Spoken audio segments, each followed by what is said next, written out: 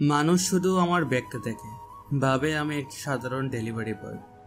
কেউ বোঝে না এই হাসির আড়ালে কতটা ক্ষত বয়ে বেড়াই আমি। দিনে আমি খাবার বিলি করি, আর রাতে নিজের বাঙ্গা বুকের স্বপ্ন গুনে রাখি। কেউ বিশ্বাস করবে না আমার ভেতরে যে জ্বর, সেটা একদিন পুরো দুনিয়া কাঁপাবে। আজ আমি দরজায় দরজায় ঘুরি খাবারের পার্সেল নিয়ে, কিন্তু খুব শীঘ্রই মানুষ আমাকে চিনবে এক ভিন্ন নামে। ডেলিভারি বয় নয়, আমি হব সেই নাম যাকে সবাই ভয় পাবে, সবাই মাথা নত করবে। যে শহরে টাকা দিয়ে মানুষ চেনে, আমি সেই শহরের রূপ পাল্টে দেব। একদিন আমার নাম শুনে কেঁপে উঠবে পুরো শহর। আমি সেই দিনের অপেক্ষায়। রাত 11টা। চেয়ারে বসে বসে কথাগুলো ভাবছিল নিলয়। পুরো নাম নিলয় খান। এই হচ্ছে আমাদের গল্পের নায়ক। নিলয় একজন ডেলিভারি বয়। বাকিটা গল্পের সাথে থাকলেই জানতে পারবেন। তো চলুন শুরু করি। নিলয় যখন বসে বসে কথাগুলো ভাবছে, তখন ম্যানেজার ডাক দিল তাকে। ওই নিলয়, এদিকে আয়।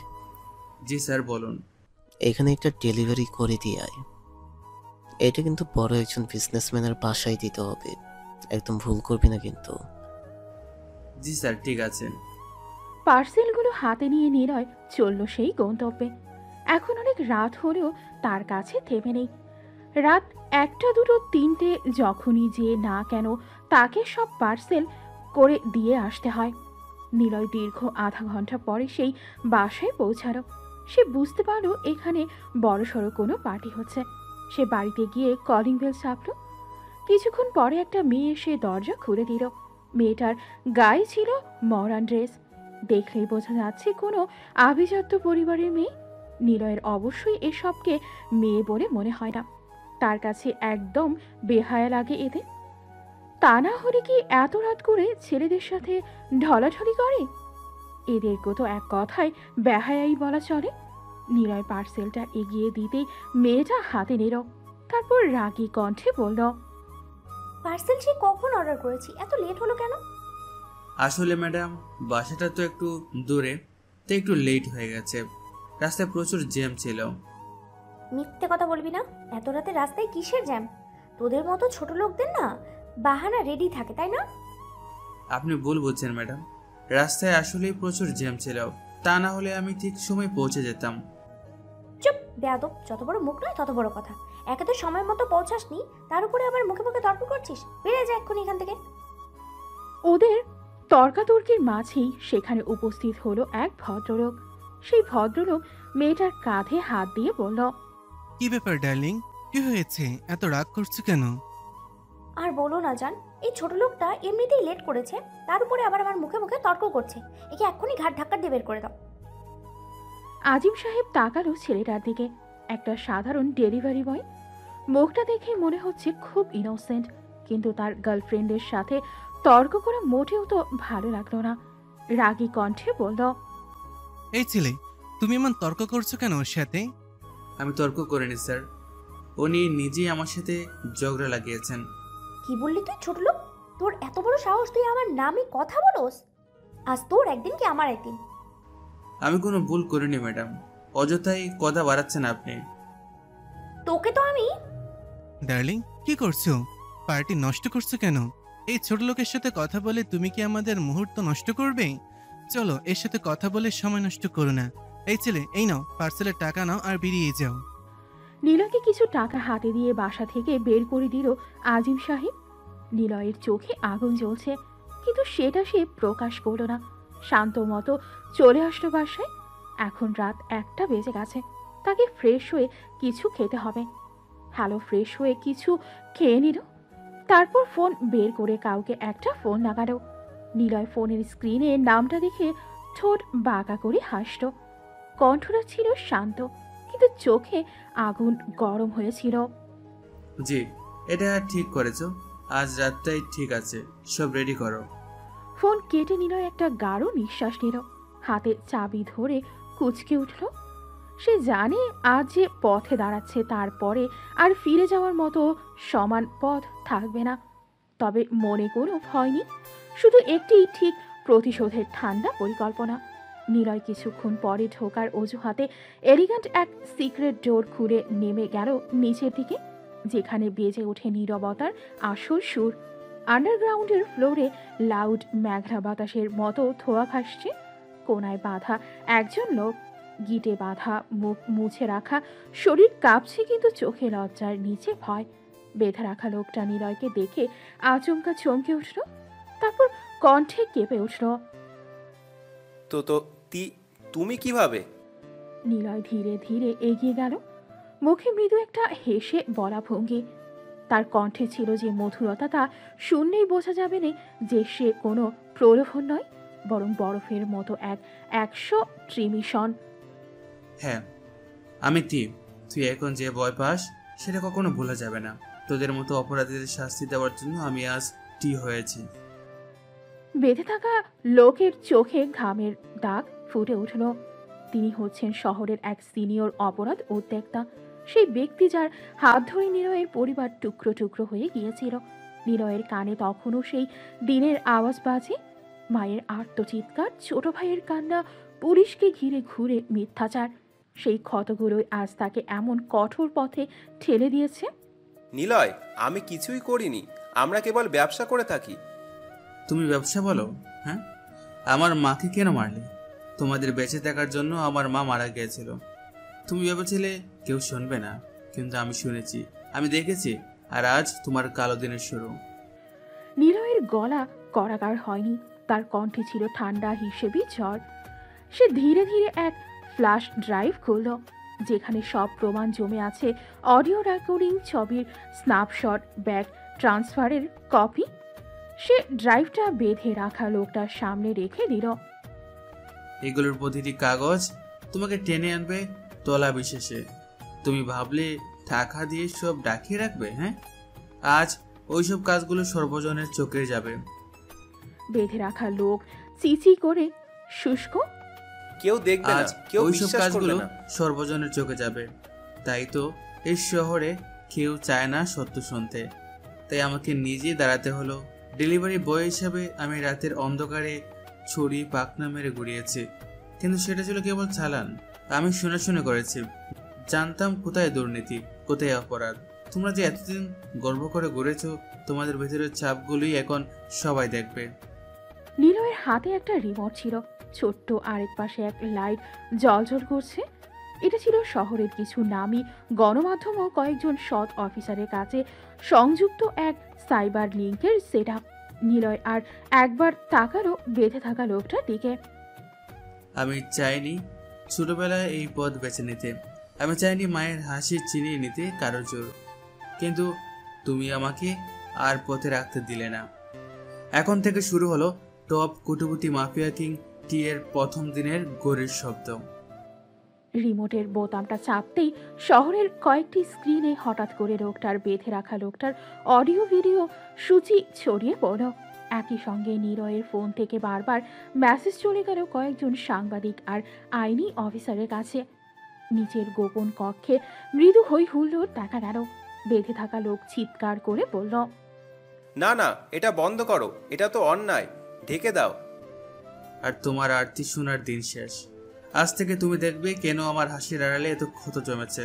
আজ থেকে আমি শুধু ক্ষত নেই, আমি প্রতিশোধ। এবং ঠিক সেই মুহূর্তেই নিলয়ের চোখে ঝলকে উঠল নাফরানো অথচ অদ্ভুত এক নির্ধারণ। সে জানে এই প্রথম ধাক্কাই শহর বদলে দেবে। এই রাত শুধু শুরু। রাতভর ভয়ঙ্কর এক ঝড় বয়ে গেল শহরের আন্ডারগ্রাউন্ডে, কিন্তু ভোর হলে যেন কিছুই ঘটেনি এমন ভান করে নিলয় আবার নিজের পুরনো ছদ্মবেশে ফিরে এলো। পরের দিন সকালে ফাটা জিন্স, সস্তা টি শার্ট, কাঁধে খাবারের ব্যাগ আর মুখে সেই চেনা সরল হাসি, যেন সে কেবল একটা সাধারণ ডেলিভারি বয়। নিলয়, আজকে তোকে অনেকগুলো অর্ডার নিতে হবে, রেডি তো? জি স্যার, আমি তো সবসময় রেডি। লোকজন তাকে ঠিক আগের মতোই দেখল, একটা শান্ত বিনয়ী ছেলেটা। কেউ জানল না রাতের অন্ধকারে শহরের বড় অপরাধীর মুখোশ খুলে দেওয়া ছেলেটা আর কেউ নয়, এই ডেলিভারি বয় নিলয়। রাস্তায় হাঁটতে হাঁটতে তার চোখে সেই মায়াবী চাহনি ফিরে আসে। সবার সাথে ভদ্র ব্যবহার করে স্যার ম্যাডাম বলে কথা বলে, অথচ ভেতরে ভেতরে তার মগজে আগের রাতের দৃশ্যগুলো বাজতে থাকে। দিনে আমি খাবার বিলি করব, রাতে শহরের নোংরা মুখোশ টেনে ধরবো। কেউ জানবে না আসলে আমি কে, কারণ আমার আসল পরিচয় অন্ধকারে লুকানো থাকবে। আমি ঠিক। নিলয় পথের পাশে একটা শৌখিন দোকানের সামনে থামল। পেটের ব্যাগ আঁকড়ে ধরে চশমার উপর হাত বুলিয়ে চোখে অদ্ভুত এক ঠান্ডা ঝলক লেগে গেল। কেউ না দেখলে বলল, নিজের সাথে হাওয়ায় যেন শব্দটা রেখে গেল। তীর অর্থ কেউ জানে না। তীতের টাইগার, টাইগার মানে বাঘ। বাঘ শুধু নীরবই থাকে না, খুবলে খুবলে খায়। আমিও সেই রকম অন্যায়কারীদের খুবলে খাবো। সবাই জানবে বাঘ কতটা ভয়ঙ্কর। তার সেই স্বর কেবল একটি অভিযোগ নয়, এটা ছিল অঙ্গীকার। ভোরের ফেনা ও রোদ মিলিয়ে সবার সামনে সে আবারও মিশে গেল সাধারণ ডেলিভারি বয় হিসেবে। কিন্তু সেই অঙ্গীকারের শব্দগুলো রাস্তায় টিকে রইল। কেউ শুনল না, কেউ তো বুঝলই না। কিন্তু শহর ধীরে ধীরে জাগবে, আর তবেই নামটি ছড়িয়ে পড়বে। সারাদিন ব্যস্ত কেটে গেল নিলয়ের। ভোর থেকে দুপুর, কখনো গরম রোদে, কখনো হঠাৎ বৃষ্টিতে, কখনো বা ক্ষুধার্ত পেট নিয়েই তাকে ডেলিভারি করতে হলো। তবে মুখে সব সময় সেই একই হাসি, যা সবাই দেখে ভাবে এই ছেলেটা হয়তো পৃথিবীর সবচেয়ে সহজ মানুষ। বিকেল গড়িয়ে যখন আকাশটা একটু কমলা হয়ে উঠছে, তখন হঠাৎ ফোনটা কেঁপে উঠল। স্ক্রিনে ভেসে উঠল এক নাম, নীলা। নীলার ফোন ধরতেই কণ্ঠটা কোমল হয়ে উঠল। কোথায় তুমি? সারাদিন ফোন ধরো না কেন? আমি চিন্তায় পড়ে যাই জানো তো। আরে পাগলি, আমি তো কাজে ছিলাম। সকাল থেকে একটার পর একটা ডেলিভারি, তাই ফোন ধরতে পারিনি। জানি, তবুও রাগ হয়। তুমি সারাদিন কত কষ্ট করো, আমি কিছুই করতে পারি না তোমার জন্যে। এসব বলো না নীলা, তুমি আমার পাশে আছো, এটাই আমার সবচেয়ে বড় শক্তি। নীলা ছিল একেবারে সাধারণ একটা মেয়ে। নিলয়ের মতোই তার পরিবারও বড়লোক নয়। বাবার সামান্য চাকরি, মা গৃহিণী। নীলা নিজেও একটি সাধারণ অফিসে রিসেপশনিস্ট হিসেবে কাজ করে। সেও নিলয়ের মতো প্রতিদিন লড়াই করে চলে জীবনের সাথে। শোনো, আজ অফিস থেকে বের হয়ে আমি তোমার জন্য কিছু এনেছি। বেশি কিছু না, সামান্য উপহার। তুমি কবে সময় বের করবে আমার সাথে দেখা করার? তুমি তো জানো আমার সময় সবসময় তোমার জন্যই থাকে। কাল দেখা করব, ঠিক আছে? ঠিক আছে, কিন্তু কাল যদি না আসো তবে আমি কথা বলবো না। আচ্ছা রাজকন্যা, হাসবই, কথা দিলাম। ফোন কেটে নিলয় কিছুক্ষণ চুপচাপ দাঁড়িয়ে রইল। চোখে এক মুহূর্তের জন্য স্বস্তি নামল। এই মেয়ে নীলা ছিল তার ভাঙা জীবনের একমাত্র আলো। সবাই যখন তাকে ছোটলোক ভাবে, নীলা তখনও নিঃস্বার্থ ভালোবাসায় তাকে আঁকড়ে ধরে রাখে। দিনভর ডেলিভারি বয়ের মতো খেটে এসে নিলয় রাতে ফ্রেশ হয়ে নীরবে বসে রইল নিজের ছোট্ট ভাড়ার ঘরে। নীলার কণ্ঠ এখনো কানে বাজছে, যেন তার সমস্ত অন্ধকার জীবনের মধ্যে এক টুকরো আলো। আর আলো যতই থাকুক, রাত নামলেই নিলয়কে টেনে নেয় তার অন্য পৃথিবীতে, যেখানে সে ডেলিভারি বয় নয়, সে হচ্ছে ভয়ঙ্করটি। ঘড়িতে তখন রাত 10:30। নিলয় আয়নায় নিজের দিকে তাকালো। দিনের পোশাক খুলে কালো শার্ট আর জিন্স পরে নিল। চোখে ঠান্ডা দৃষ্টি, মুখে আর কোনো সরল হাসি নেই। হাত ঘড়িটা ঠিক করে নিল, তারপর ফোন বের করে কয়েকটা কল করল। সব রেডি তো? আজ রাতে কার নাম কাটা হবে সেটা আমি নিজে ঠিক করেছি, ভুল যেন না হয়। জি বস, সব ঠিক আছে। দরজা বন্ধ করে নিলয় বেরিয়ে এলো অন্ধকার রাস্তায়। রিক্সা কিংবা বাস নয়, রাতের বেলা তাকে নিতে এলো কালো গ্লাস দেওয়া একটি গাড়ি। ড্রাইভার সম্মান দিয়ে দরজা খুলে দিল। গাড়িতে বসে নিলয় ফোনে কয়েকটি নথি ঘাঁটতে লাগলো। আজকে টার্গেট শহরের আরেকজন প্রভাবশালী ব্যক্তি, যিনি মানুষের সামনে দাতব্যকারীর মুখোশ পরে থাকেন, অথচ পেছনে মাদক আর অস্ত্রের ব্যবসা চালান। গাড়ি ঢুকে গেল শহরের আন্ডারগ্রাউন্ডের দিকে। বিশাল গুদামঘর, চারপাশে পাহারা, অন্ধকারে দাঁড়িয়ে থাকা মানুষদের কেবল ছায়া বোঝা যায়। নিলয় নামতেই সবাই সম্মানের সাথে মাথা নত করল। সালাম বস। কাজ শেষ হলে আমাকে জানিও। শহরের এই নোংরা মুখগুলো ভাঙা শুরু করতে হবে আজ থেকেই। সেই মুহূর্তে আর কোনো ডেলিভারি বয়ের ছাপ নেই তার মধ্যে। এখন সে ঠান্ডা মাথার প্ল্যানার, যে শহরের অপরাধীদের ধ্বংস করতে গড়ে তুলছে নিজের সাম্রাজ্য। নিলয় মনে মনে বলল, দিনে আমি নিলয়, সবার চোখে সাধারণ এক ডেলিভারি বয়, কিন্তু রাতে আমি ঠিক যে অন্যায়কারীদের মুখোশ খুলে শাস্তি দেয়। যে বাঘ শুধু নীরবেই থাকে না, অন্যায়কারীদের খুবলেও খায়। পরের দিনের বিকেলটা ছিল নরম, রোদের আলো যেন নরম হয়ে নামছিল রেস্টুরেন্টের কাছে। আর শহরের কোলাহল থেকে একটু দূরে এসে সেখানে ছিল আরাম ও শান্তির ছোঁয়া। নিলয় আর নীলা এক মিষ্টি দুপুরের ভোজের জন্য রেস্টুরেন্টে এসেছিল। নীলার চোখে উজ্জ্বলতা, নিলয়ের মুখে অপ্রকাশিত একটা প্রশান্তি। রেস্টুরেন্টের ভেতর একপাশে লো ফ্লোর ল্যাম্পগুলো জ্বলছিল, মৃদু জাজ মিউজিক বাজছিল। মানুষরা হাসি ভরা মুখে খাবার নিচ্ছে, কিন্তু নিলয়ের চোখ চারপাশ মন দিয়ে দেখছে প্রতিটা কণার ওপরেই যেন তার নীরব নজর। সে জানতো দিনের আলোয় সে নিলয়, রাতে সে দুটো জগৎ সে একইভাবে মিশিয়ে রাখতে চাইছে। তুমি ভালো আছো? হ্যাঁ, তুমি দেখো তো, এখানে পরিবেশটা অনেক ভালো। ঠিক তখনই এক তরুণ কয়েকটা টেবিলের ওপরে বসে থাকা পরিচ্ছন্ন সিল্ক স্যুট পরা, হাতে এক ব্র্যান্ডেড ব্যাগ। নিলয় দেখলো এক মুহূর্তে সবার দৃষ্টি ওই ছেলের দিকে গিয়ে থেমে গেল।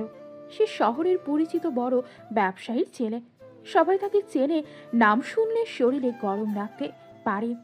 সে ছিলই গর্বে বোধ, পোশাকের দাম, স্টেটাস সবই চোখে পড়ার মতো।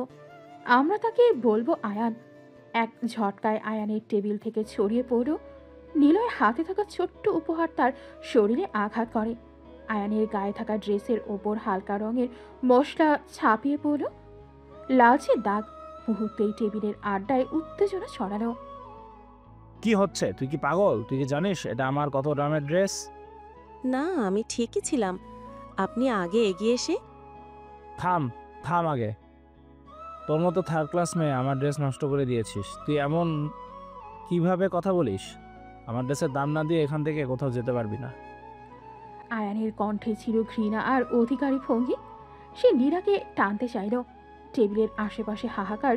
নীলার চোখে উঠে এক লজ্জা, রং লাল হয়ে গেল তার গালগুলোতে। রেস্টুরেন্টের লোকজন ভিড় করে দেখছে। ভদ্রভাবে কথা বলেন, এভাবে একটা মেয়েকে অপমান করতে পারেন না আপনি।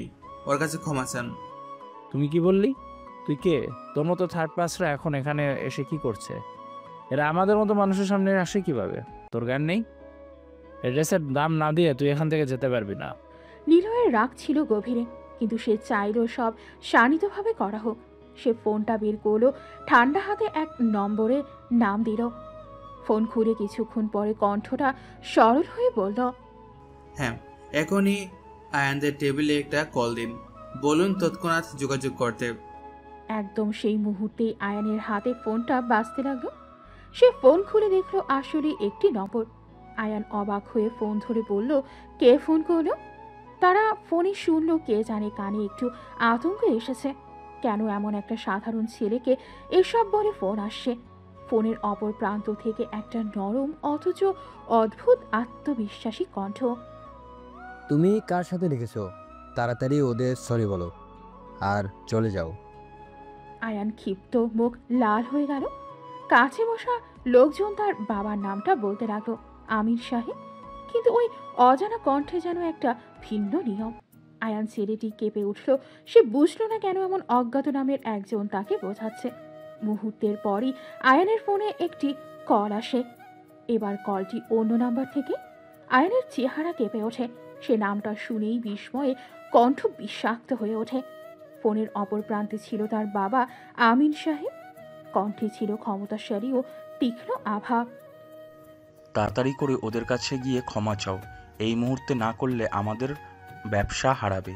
তুমি জানো না, এই জায়গাগুলো ছোট্ট ছোট্ট অপমান নিয়ে বড় হয়ে যায়। আর পারবো না, বুঝলে? আয়নের চোখ বড় বড় হয়ে যায়। সে হকচকিয়ে চেয়ে দেখে কচকচ করছে। তার গর্বে ভাঙর। লোকজন কৌতূহলে তাকায়। আয়ান বাধ্য হয়ে নীলার দিকে এগিয়ে এসে মুখ করে, আমি সরি, আমি মাফ চাই। ওকে। নীলার চোখ ভিজে এলো। তিনি অচেতন ভাবে উঠে দাঁড়ালেন। লজ্জায় গালটি টেনে নিলেন। নিলয়ের ভেতর তখন এক অদ্ভুত তৃপ্তি বয়ে গেল। কিন্তু সে কাউকে ক্ষতি করতে চায়নি। সে চেয়েছিল ন্যায়ের বিচার হোক। সে চেয়েছিল কেউ আর অপমানিত না হোক। আর কিছু? আয়ান আর কিছু বলতে পারেনি। তিনি হাত বাড়িয়ে অপ্রস্তুতভাবে দরজার দিকে যাচ্ছিল। তার সঙ্গে এখন আর কোনো কীর্তনই। তার বাবা ফোনে বারবার বলছিল, তাড়াতাড়ি বের হও এখান থেকে, না হলে মহা সর্বনাশ হয়ে যাবে। রেস্টুরেন্টের আশেপাশে লোকেরা কেবল ক্ষীণ হাহাকার করে ফিরে গেল। নীলার গায়ে লজ্জা ছিল, সে কাঁপছিল। নীলয় তার হাতে কাত টেনে ধরল, স্তব্ধ করে বলল, তুমি একটু খেয়ে নাও। ধন্যবাদ, তুমি সব সময় আমার পাশে থাকো। কিন্তু নিলয়ের মনে তখন অন্য কিছু ঘুরছিল। সে বুঝল আজও সে সাধারণ ডেলিভারি বয় হিসেবে দাঁড়ালো, কিন্তু দরজার বাইরে তার ফোনটা আরেকবার সাড়া দিল। নিলয় ভাবল, এই শহরের মানুষ যেন অনেক ধারণা নিয়ে ঘুরে, কেউ যাবে না, কেউ বলবে না। আমি চাই না নীলাকে এমন কোনো অপমানের সম্মুখীন হতে। আমি এই শহরকে বদলে দেব, এটাই আমার অঙ্গীকার। সেই সন্ধ্যায় নীলা ও নিলয় দুজন একসাথে বেরোলেন। নীলার হাতে এখনো একটু অস্ফুট রঙের চিহ্ন থেকে গেল। নিলয় একেবারে ধীর গলায় বলল, আমি চাই না কেউ আমাকে এমনভাবে দেখো। আমি তোমার পাশে আছি সব সময়। কিন্তু রাতে আবার আসে অন্ধকার। নিলয় জানে তার অন্য জীবনও আছে, যা আরও সবাইকে বদলে দেবে। দিনের হাসিরা যেন ভালো লাগার ছাপ রেখে দিল, আর রাতের কাজগুলো অপেক্ষা করে আঘাত দিয়ে শহরকে বদলে দেখাবে। নিলয় দুইকে একসাথে রাখতে চেষ্টা করছে, দিন রাত ভালোবাসা ও প্রতিশোধ। নীলার মৃদু হাত আর টির বরফ ধারা একত্রে তার কাঁধে ভার বহন করছে। রাতটা গাঢ়। ম্যানেজারের দেওয়া ঠিকানাটা শহরের এক বিশাল উঠোন বিশিষ্ট বাড়ি। সেখানকার আলোতে সচ্ছলতার চিহ্ন ঝলমল করছে। নিলয় পার্সেলটা হাতে নিয়ে দরজার বেল বাজল। দরজা খোলা একটি কণ্ঠ কেঁপে উঠল। মাথার কাছাকাছি থেকে কোনো বিষণ্ণ আরতি এলো। নিলয় একবার ঢুকতেই চোখে পড়ল এক কোণে থিতিয়ে থাকা এক মেয়ে। চেহারা সবেমাত্র সচেতন, বুক ধুকছে, মুখ লজ্জায় লাল, আর্থচকিত। নিলয় মুহূর্তেই বুঝে গেল এখানে কিছু ঠিক নেই। কোনায় দাঁড়ানো ব্যক্তি একেবারে পরিচিত, নেতা সাহেবের ছেলে আরিয়ান চৌধুরী। সেজে গুজে গর্বে ভর্তি। আজকের মুখে এমন এক প্রতিহিংসার ছাপ যে দেখে মনে হয় সে অনৈতিকতার সীমানা লঙ্ঘন করতে পিছু পা হবে নয়। মেয়েটার কাছে এসে চাপা কণ্ঠে কথা বলছে, তাকেই ছেড়ে দিচ্ছে, তুচ্ছ করছে। ক্লান্তি আর ভয় মিশে আছে মেয়েটার চোখে। এখানে কি হচ্ছে? কে তুই? তোর কে নিয়ে মাথা ব্যথা? চলে যা, তুই দূরে থাক। মেয়েটা দমে উঠল, হাতে কাঁপুনি কেঁপে কেঁপে বলল কিছুটা, আমাকে ছেড়ে দিন, আমি চলে যাব। নিলয় কিছুই না ভেবে এগিয়ে গেল। তার ভেতরে তখন এক অদ্ভুত আগুন জ্বলছিল, অভিশপ্ত অতীত আর ন্যায়বোধ একসঙ্গে। তুমি কিভাবে একজন মানুষের সাথে খারাপ ব্যবহার করতে পারো? এটা মেনে নিব না। তুই মারাতে কিছু আসে যায় না, একটা ডেলিভারি বয়। তোর সাহস কোথা থেকে আসে? তোর সাহস কি করে হয় আমার সামনে দাঁড়ানোর? সত্য বলতে ভয় নেই, কারণ আমি অন্যায় করি। এবার কথা আর হলো না। আরিয়ান হাতে একটা চাপা মৃদু আচরণ করে মেয়েটার দিকে এগোতেই নিলয় এক ঝাপটে তার হাত ধরে টেনে নামিয়ে দিল। টানাটানি শুরু হলো। একে অশোভন ঠেকানোর চেষ্টা। দ্বীপের মতো দুজন লড়াইতে জড়ালো। তাদের লড়াইয়ে রূপময় দৃশ্য, কাঁধে কাঁধ মিলিয়ে দুজনের চোখে আগুন। আরিয়ান রেগে চড় মারল। নিলয় সেই ধাক্কা সামলে আবার ফিরিয়ে দিল অপেক্ষাকৃত শক্ত হাতে। মারামারি বাড়তে শুরু করলো। খাবার বাটি পড়ে গেল, চারপাশে অতিথিরা চমকে উঠল। কিন্তু নিলয় ছাড়লেন না। তার লক্ষ্য ছিল স্পষ্ট, মেয়েটিকে নিরাপদে নিয়ে যাওয়া। তোর এইভাবে আমার গায়ে হাত তোলা মানে তুই আমাকে চ্যালেঞ্জ করলি। তোর শেষে দেখাবো।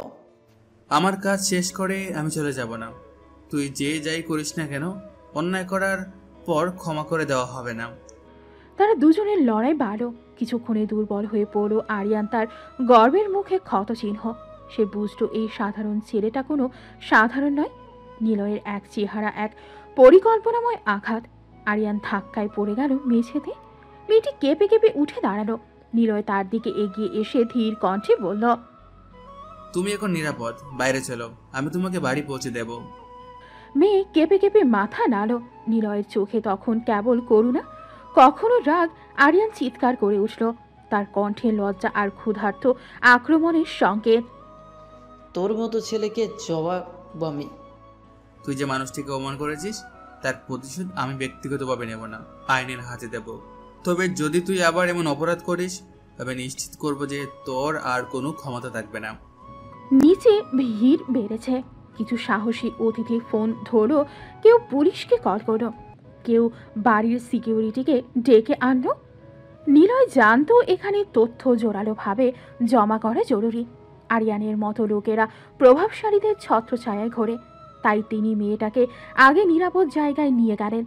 তারপর নিজের ফোনে মুহূর্তেই টি নেটওয়ার্কের এক সদস্যকে কল দিলেন, যিনি আইনজীবী এবং মিডিয়া কানেকশনে কাজ করেন।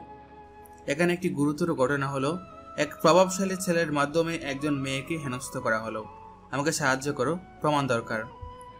কিছুক্ষণের মধ্যেই বাড়ির সিকিউরিটি কিছু ভিডিও ক্লিপ সরবরাহ করল। ক্যামেরার ফুটেজে ছিল আরিয়ানের আগ্রাসী আচরণ।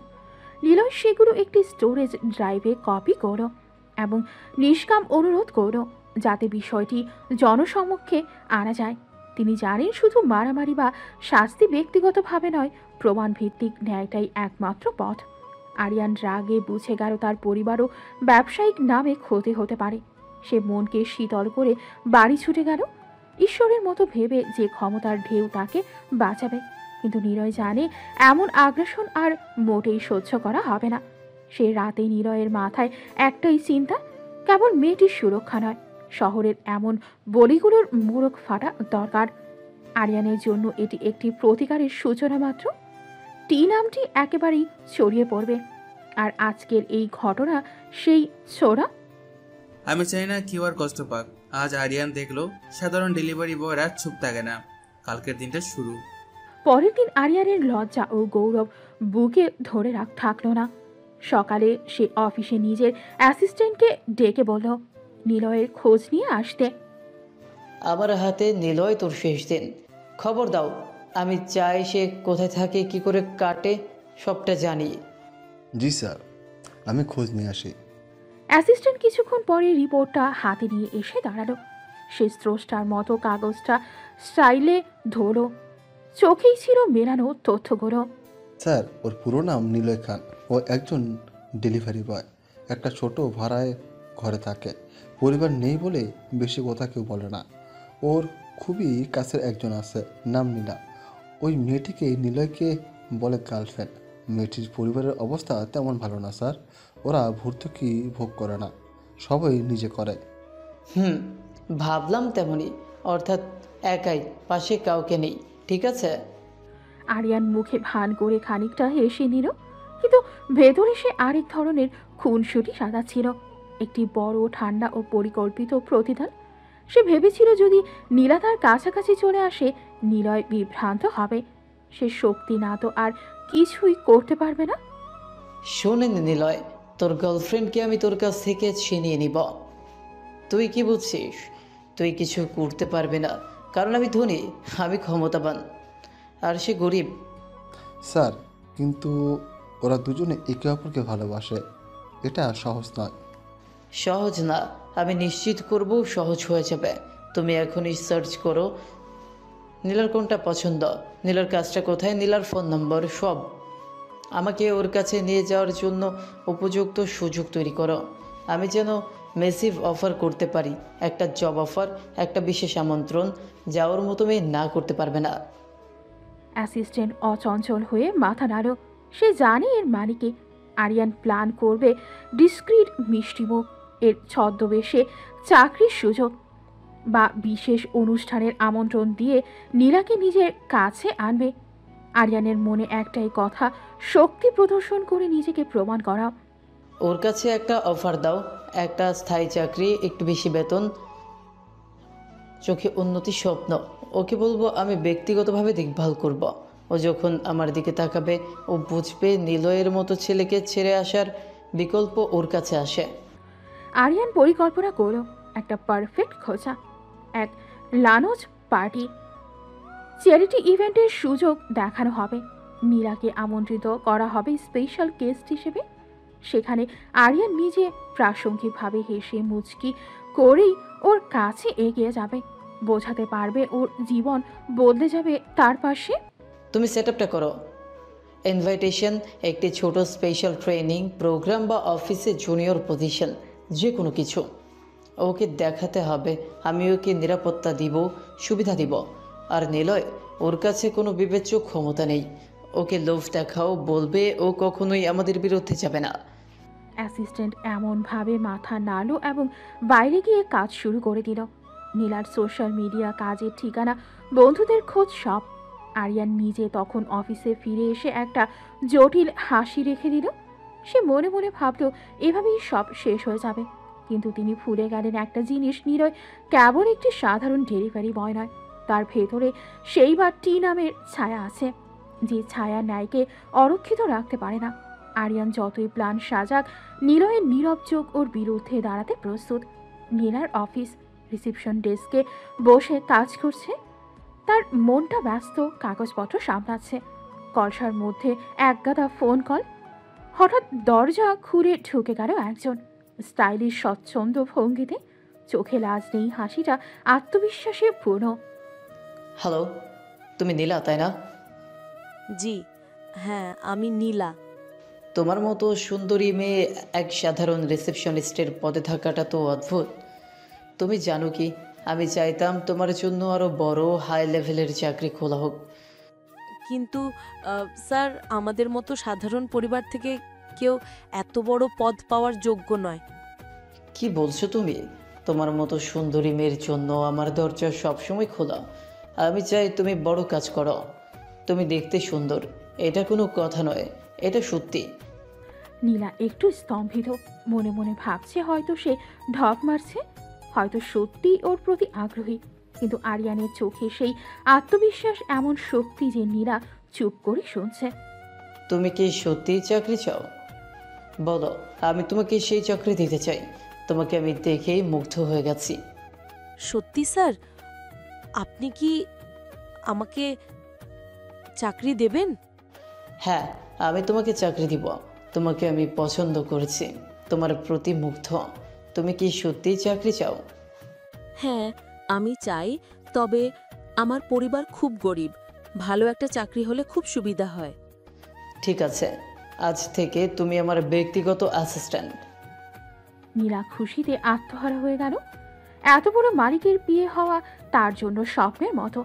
সে চোখে মুখে খুশি, মনে মনে ভাবছে সব সমস্যা এক মুহূর্তে দূর। দেখো নিলয়, তোর গার্লফ্রেন্ডকে আমি ধীরে ধীরে নিজের দিকে আনব। তুই কিছুই করতে পারবে না।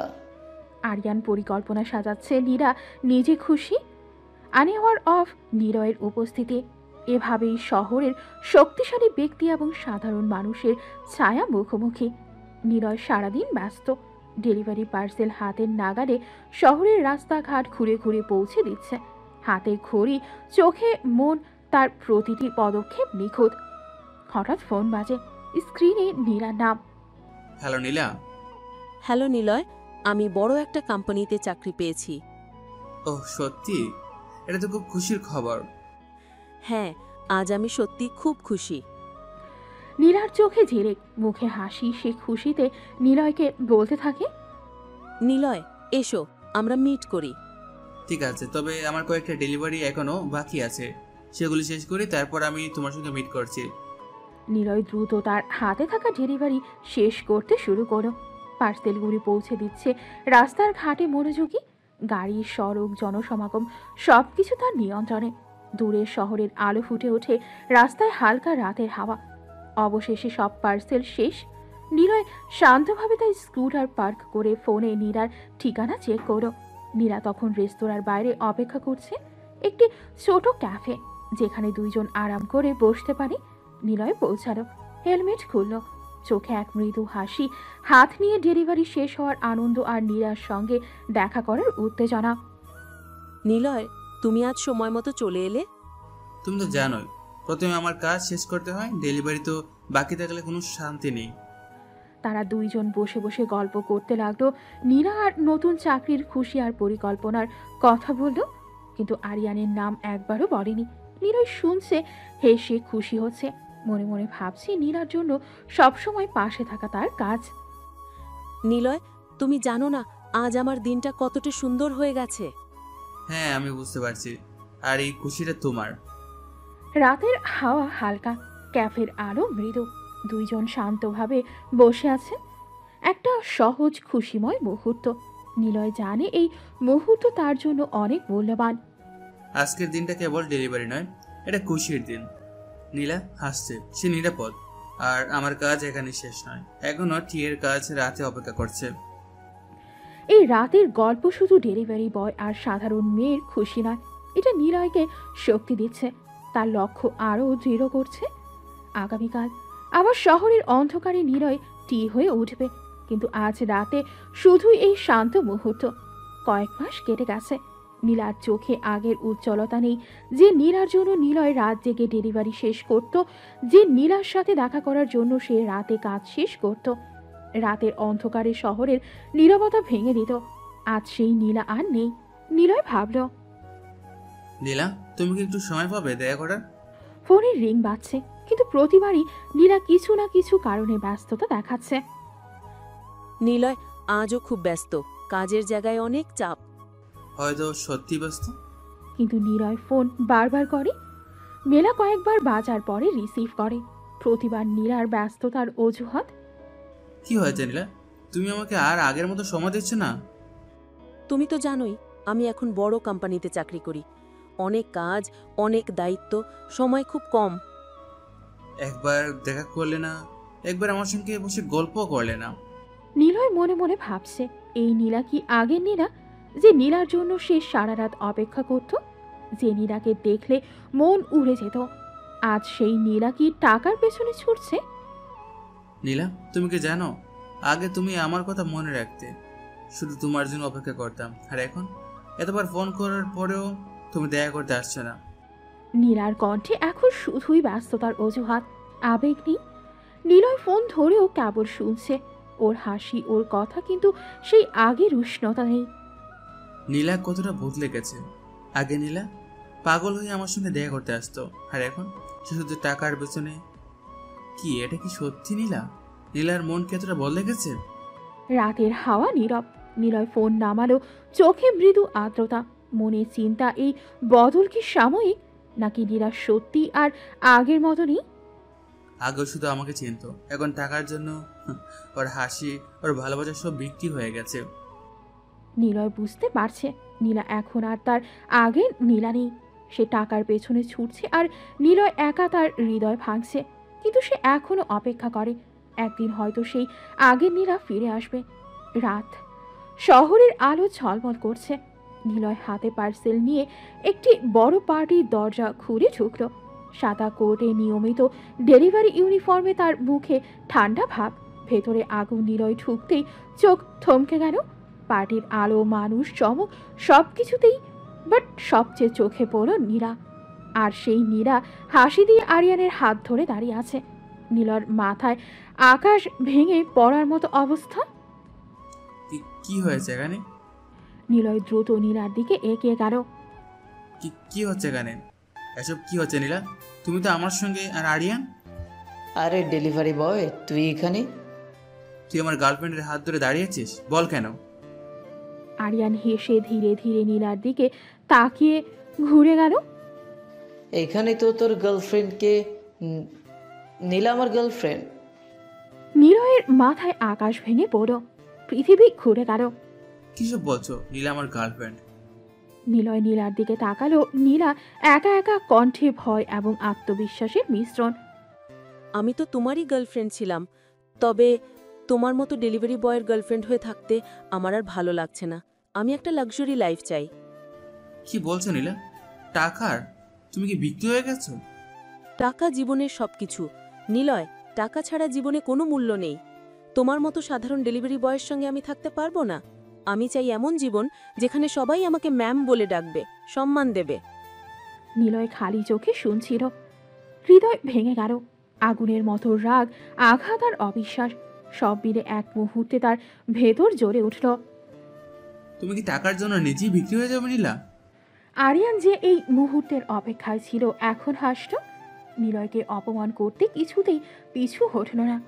আরিয়ান এবার নিলয়ের কানের কাছে মুখ নিয়ে বলল, নিলয়, এবার দেখ আমার সাথে পাঙ্গা নেওয়ার ফল কি। তোর তো এমনিতেই কেউ নেই, এখন তোর গার্লফ্রেন্ডকে আমার নিজের করে নিলাম। এবার তুই দেখ আমার ক্ষমতা কতটা। আরিয়ান ধীরে ধীরে নিলয়কে পার্টির বাইরে তাড়িয়ে দিল। নিলয় বিক্ষিপ্ত হৃদয় চিরে যাচ্ছে, রাগে অগ্নিশিখা, কিন্তু তার ভেতর সেটি নীরব বাঘ, শান্ত নয়। একদিন প্রতিশোধ নেবে। নিলয় বাইরে দাঁড়িয়ে পার্টির আলো, মানুষের ঢল আর নীলার হাসি দেখছে। হৃদয় রক্তাক্ত, চোখ ভিজে গেছে। তুমি এখন আর আমার নীলানো আরিয়ান, তুই এই মুহূর্তে উপভোগ কর, কিন্তু মনে রাখিস ঠিক সব কিছু দেখে একদিন সবাই জানবে নীলার পেছনে দাঁড়িয়ে থাকে এই মানুষকে কি মূল্য দিতে হবে। রাত দীর্ঘ। নিলয় আবার নিজের ভেতরের ক্ষত বেয়ে শহরের দিকে চলে গেল। মনে মনে ঠিক করলো নীলা যেভাবেই থাকুক, আরিয়ান সেভাবেই তাকে কাছে আনুক। তার টি ভয়ঙ্কর নিঃশব্দ শক্তিশালী সব দেখবে। রাত, শহরের আলো ম্লান। নিলয় রাস্তায় বসে আছে, এক বোতল ড্রিঙ্ক। সে রাস্তায় বসে ড্রিঙ্ক করছে আর পুরনো দিনের নীলার সঙ্গে কাটানো মুহূর্তের কথাগুলো ভাবছে। একটা মানুষ টাকার জন্য কতটা বদলে যেতে পারে। এই নীলাই তো নিলয়কে কত ভালোবাসতো, আর আজ টাকা পেয়ে মেয়েটা কত বদলে গেছে। এক সময় ড্রিঙ্ক করতে করতে রাস্তায় পড়ে গেল। আরিয়ানের মনে নতুন পরিকল্পনা জন্ম নিল। নিলয়কে এভাবে রাস্তায় ফেলে রাখার পর তার হাতের ছক আরও গভীর। আজ রাতে নিলয়কে একেবারেই নতুনভাবে দেখাতে হবে। আরিয়ান উঠে দাঁড়ালো, নিলয়কে ধরে নিয়ে গাড়িতে ওঠালো। রাতের অন্ধকারে শহর পার হয়ে চলে গেল আরিয়ানের বাড়িতে। নিলয় যখন অচেতন অবস্থায় আরিয়ান তার বোন আখির পাশে শুয়ে দিল। রাত শেষ হলো, ভোরের আলো ফুটতে শুরু করলো। আখি ধীরে ধীরে চোখ খুলল, পাশে একজন ছেলেকে দেখে চিৎকার করছে। তুমি তুমি কি করছো এখানে? হঠাৎ বাড়ির সবাই এগিয়ে আসলো। কি ব্যাপার এখানে? এই ছেলেটা তোমার পাশে কে? আমি আমি চিনি না। সবাই তাকিয়েই রইল। নিলয়ের গায়ে শার্ট নেই। মানুষ বুঝলো হয়তো কিছু হয়েছে, কিন্তু কি ঠিক বুঝে উঠতে পারছে না। তুই এখান থেকে চলে যেতে পারবি না। এখন এই বাড়িতে তোমার বিয়ে হবে। আপনারা কি বলছেন? আমি তো ওনাকে চিনি না। আমি এখানে কিভাবে এলাম? আমি কিছু বুঝতে পারছি না। বাড়িতে চিৎকার, ভয়, উত্তেজনা সব মিলে এক অদ্ভুত পরিস্থিতি। আরিয়ান, যিনি পুরো পরিকল্পনা সাজিয়েছেন, এখনো ঠান্ডা মাথায় সব দেখছেন। নিলয় চোখে আগুন, মনে ভাবছে এই বিয়ে শুধু বাহ্যিক, একদিন প্রতিশোধ নেবে। আকি ভয় চিৎকার করে কাঁদছে। আকির মা তার কাছে দৌড়ে এলো। কাঁদিস না মা, সব ঠিক হয়ে যাবে। মা, তোমরা বিশ্বাস করো, আমি এই ছেলেটাকে চিনি না। বিশ্বাস করছি, কিন্তু ছেলেটা তোর সাথে সারা রাত ছিল। বিয়ে না হলেও আমরা সমাজে মুখ দেখাতে পারবো না। আখি কেঁদেই চলেছে। নিলয়ের হাত শক্ত করে মুঠি করা, যেন সে কিছু বলতে চেয়েও বলতে পারছে না। তার মনের মধ্যে আগুন জ্বলছে। আখির বাবা নিলয়ের কাছে এসে বলল, অন্যায় যখন করেই ফেলেছো তখন শাস্তি তোমাকে পেতেই হবে। কোন শাস্তির কথা বলছেন আপনারা? আমি কিছু বুঝতে পারছি না। আর আমি এখানে কিভাবে আসলাম সেটাই তো জানি না। তাহলে কোন অন্যায় করব আমি? এত কিছু জানি না আমরা।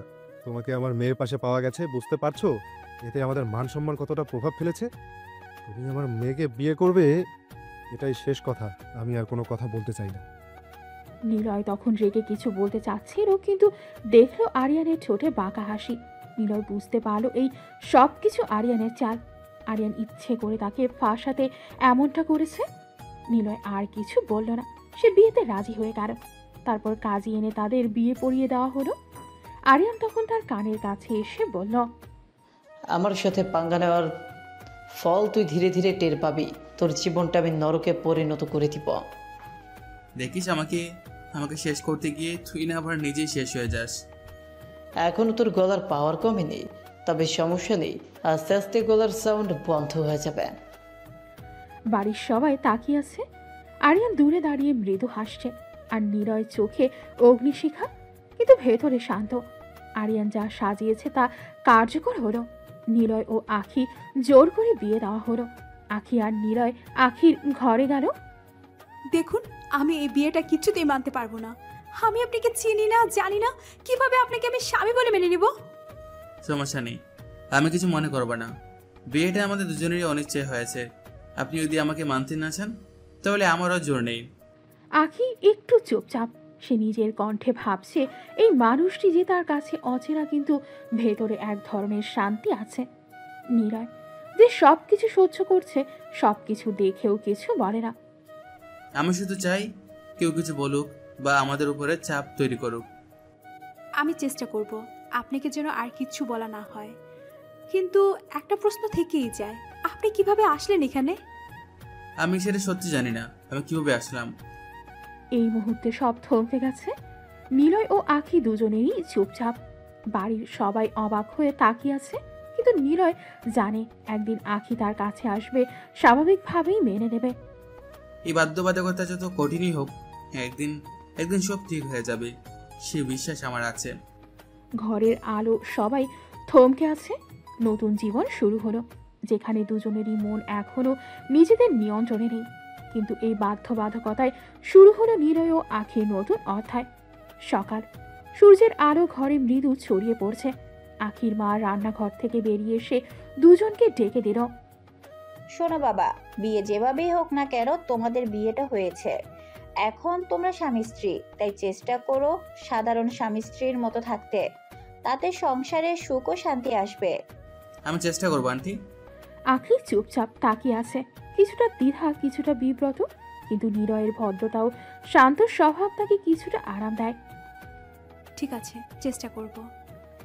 এরপর তারা সবাই একসাথে ব্রেকফাস্টের টেবিলে বসল। আখির মা টেবিলে সাজিয়েছেন নতুন পরিবারের জন্য ছোট্ট কিন্তু মধুর আরামদায়ক মুহূর্ত।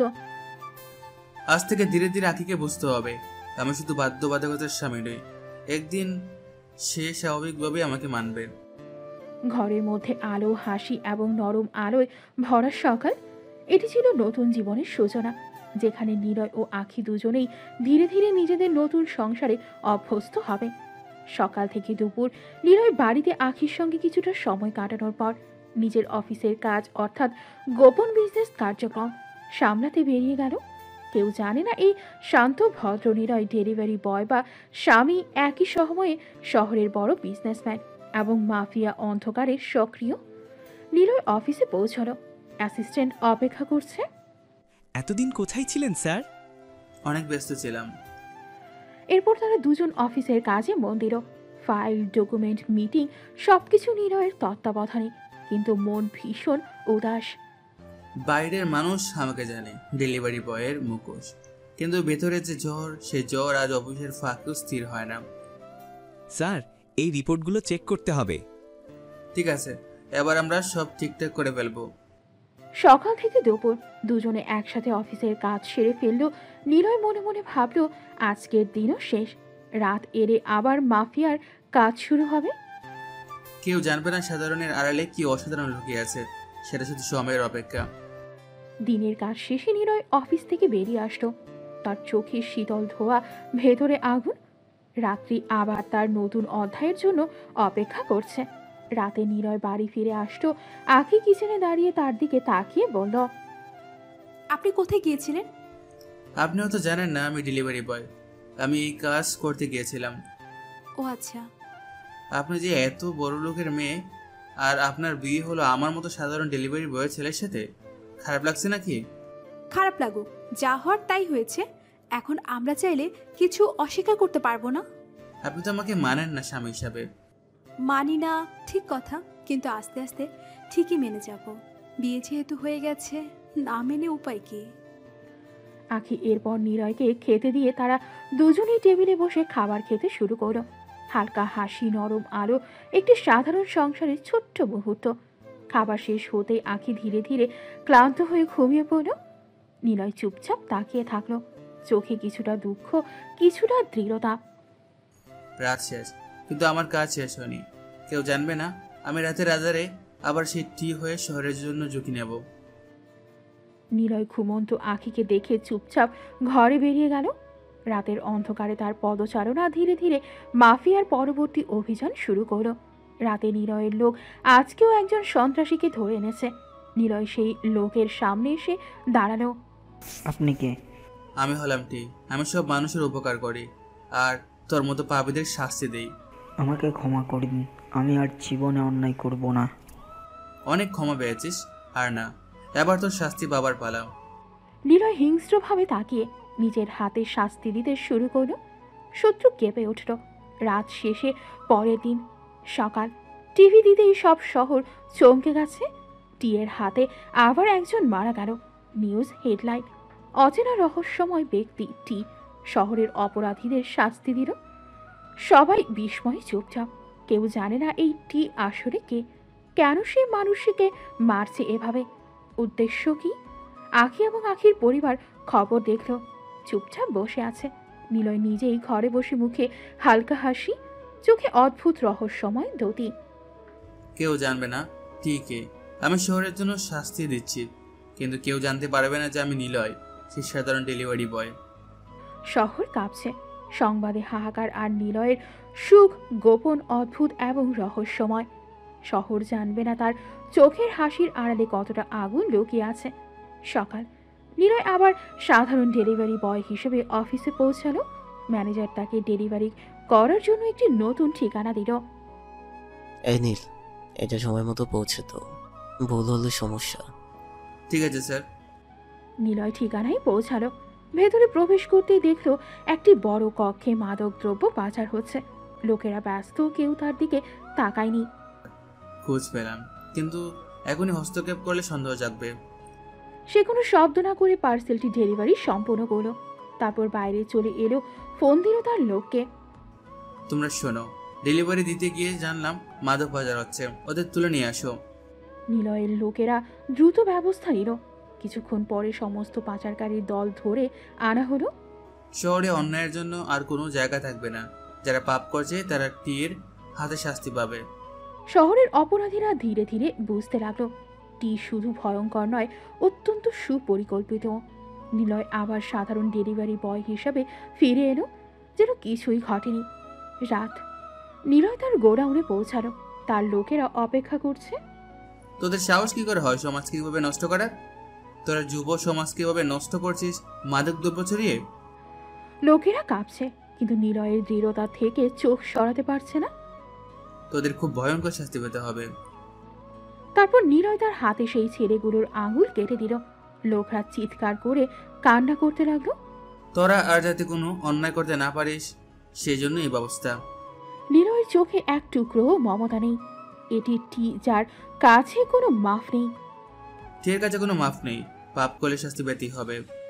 রাতের অন্ধকারে নিলয় আবার শান্ত হয়ে সাধারণ ডেলিভারি বয়ের মতো বাইরে বেরিয়ে গেল। কেউ জানবে না এই হিংস্র ন্যায় বিচারের ছায়া আজও শহরে রয়েছে। পরের দিন, আখি পরিবারের সবাই মিলে টিভি চালাচ্ছে। হঠাৎ দেখল সংবাদে আবার টিয়ের খুনের ঘটনা। টিভিতে দেখানো হলো অনেক ছেলেকে হাতের আঙুল কেটে দেওয়া হয়েছে। এটা কি হলো? আপনারা তো ভয় পাচ্ছেন কেন? কিন্তু আর যার যার ক্ষতি করে না, সে শুধু অন্যায়কারী শাস্তি দেয়। আপনি কি চিনেন তাকে? আমি কিভাবে চিনবো? আমি তো শুধু যা দেখছি তাই বললাম। ও আচ্ছা, খেতে আসুন। আখি আর কিছু বলল না। দুপুরের খাওয়া শেষ। বিকেলে সবাই নিজ নিজ কাজে ব্যস্ত। শেষে রাত হলে সবাই ঘুমিয়ে পড়ল। কেউ জানবে না যে ছায়ার ভেতরে দাঁড়িয়ে আছে কি আসলে আমি নিলয়। রাত এলেই শহরের অন্যায়কারের শাস্তি পাবে। রাতের অন্ধকারে নিলয়ের চোখে আগুন। আখি এবং পরিবার বুঝতে পারছে না, কিন্তু নিলয়ের সুখ এবং রহস্য অদ্ভুতভাবে উজ্জ্বল। বড়দিন, আখির বাড়িতে আলো, ফুল, মানুষের আনাগোনা, সব মিলিয়ে বসন্তের মতো উজ্জ্বল একটি পার্টি বসেছে। অতিথিদের ভিড়, সুশোভিত পোশাক, হালকা মিউজিক, সবাই মেজাজে। আরিয়ান নীলাকে নিয়ে ঢুকলো। পেছনে করে লোকজন তাদের দিকে তাকায়। নিলয়ও সেই সময় ঢুকেছিল, দরজার মুখে দাঁড়িয়ে আছে। তুমি এখানে কি করছো নিলয়?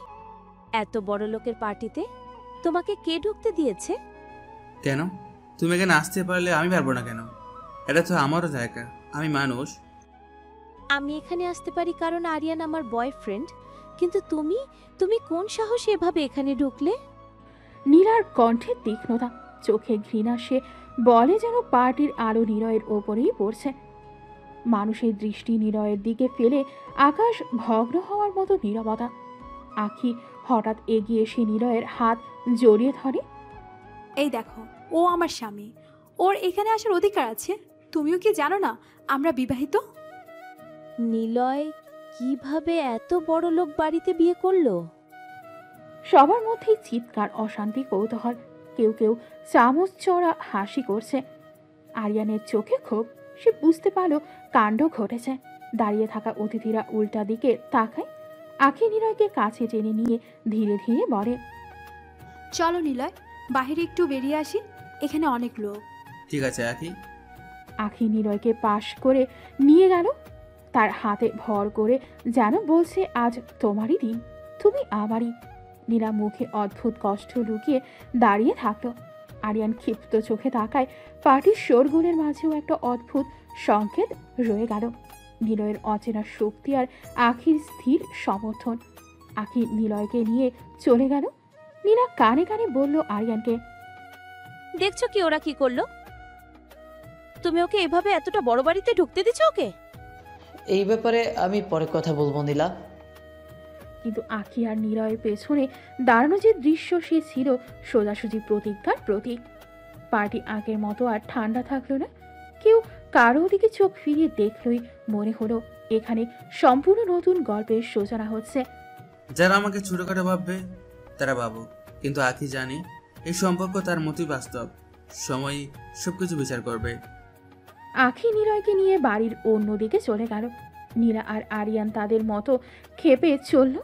কিন্তু পার্টির মধ্যে ঝলমলে আলো আর কথার ভিড় সব মিলিয়ে রাত্রিটা আরো উত্তেজনাপূর্ণ হয়ে গেল। কিছুক্ষণ পর নিলয় পাশের টেবিল থেকে এক গ্লাস জুস নিতে গেল। গ্লাসে হাত তুলতেই তার কবজির কাছে চকচক করে উঠল এক আংটি। আংটিতে খোদাই করা ছিল টি। সেটি দেখে দূরে দাঁড়ানো এক প্রভাবশালী ব্যবসায়ী চমকে উঠল। মুহূর্তের মধ্যেই সে সবার সামনে ছুটে এসে নিলয়ের সামনে হাঁটু গেড়ে বসে পড়ল। স্যার, আপনি এখানে? আমাদের এই পার্টিতে আসার জন্য আমি কৃতজ্ঞ। পুরো হল ঘরে ফিসফাস শুরু হয়ে গেল। একজন সাধারণ ডেলিভারি বয়ের সামনে দেশের একজন বড় ব্যবসায়ী পা ছুঁয়ে বসে পড়েছে। ব্যাপারটা কারো মাথায় ঢুকছে না। আরিয়ান অবাক হয়ে হাসি মিশ্রিত কণ্ঠে বলে, আঙ্কেল, আপনি কি পাগল হয়ে গেছেন নাকি? ওর মতো একজন সাধারণ ডেলিভারি বয়ের সামনে আপনি এইভাবে করছেন কি? ব্যবসায়ী নিলয়ের দিকে তাকিয়ে কণ্ঠ আরো নিচু করে বলে, স্যার, আমি ভুল করিনি। আপনি সেই মানুষ যার কাছে আমরা ঋণী। নিলয় গম্ভীর চোখে তাকালো। ঠান্ডা ভঙ্গিতে তাকে একটু ঝুঁকে ইশারা করো। লোকটা মাথা নিচু করে। নিলয় লোকটার কানের কাছে এলো। এখানে যেন কেউ জানতে না পারে আমার পরিচয়। ব্যবসায়ী মাথা নেড়ে সম্মতি দিল। তারপর সবার শোনার মতো করে উঠে দাঁড়িয়ে বলল, ও দুঃখিত, আমার ভুল হয়েছিল। উনি তিনি নন। চারপাশের সবাই অবাক হলেও ধীরে ধীরে যার যার কাজে ফিরে গেল। কেউ আর বেশি কিছু ভাবতে সাহস পেল না। আখি নিলয়ের হাত চেপে ধরো আরও জোরে। তার চোখে তখন এক অদ্ভুত ভয় আর গর্বের মিশ্র ছাপ। নিলয় আসলে কে? ওই লোকটার চোখে এত ভয় ছিল কেন? যেন কিছু বলতে গিয়ে থেমে গেছেন। অন্যদিকে নীলা দাঁতে দাঁত চেপে তাকিয়ে আছে নিলয়ের দিকে। তার চোখে তখন শুধু প্রশ্ন আর হিংসা। তুমি আসলে কে নিলয়? ডেলিভারি বয় না অন্য কেউ? পার্টি শেষে সবাই যখন যার ঘরে গিয়েছে তখন আখি চুপচাপ বসে আছে।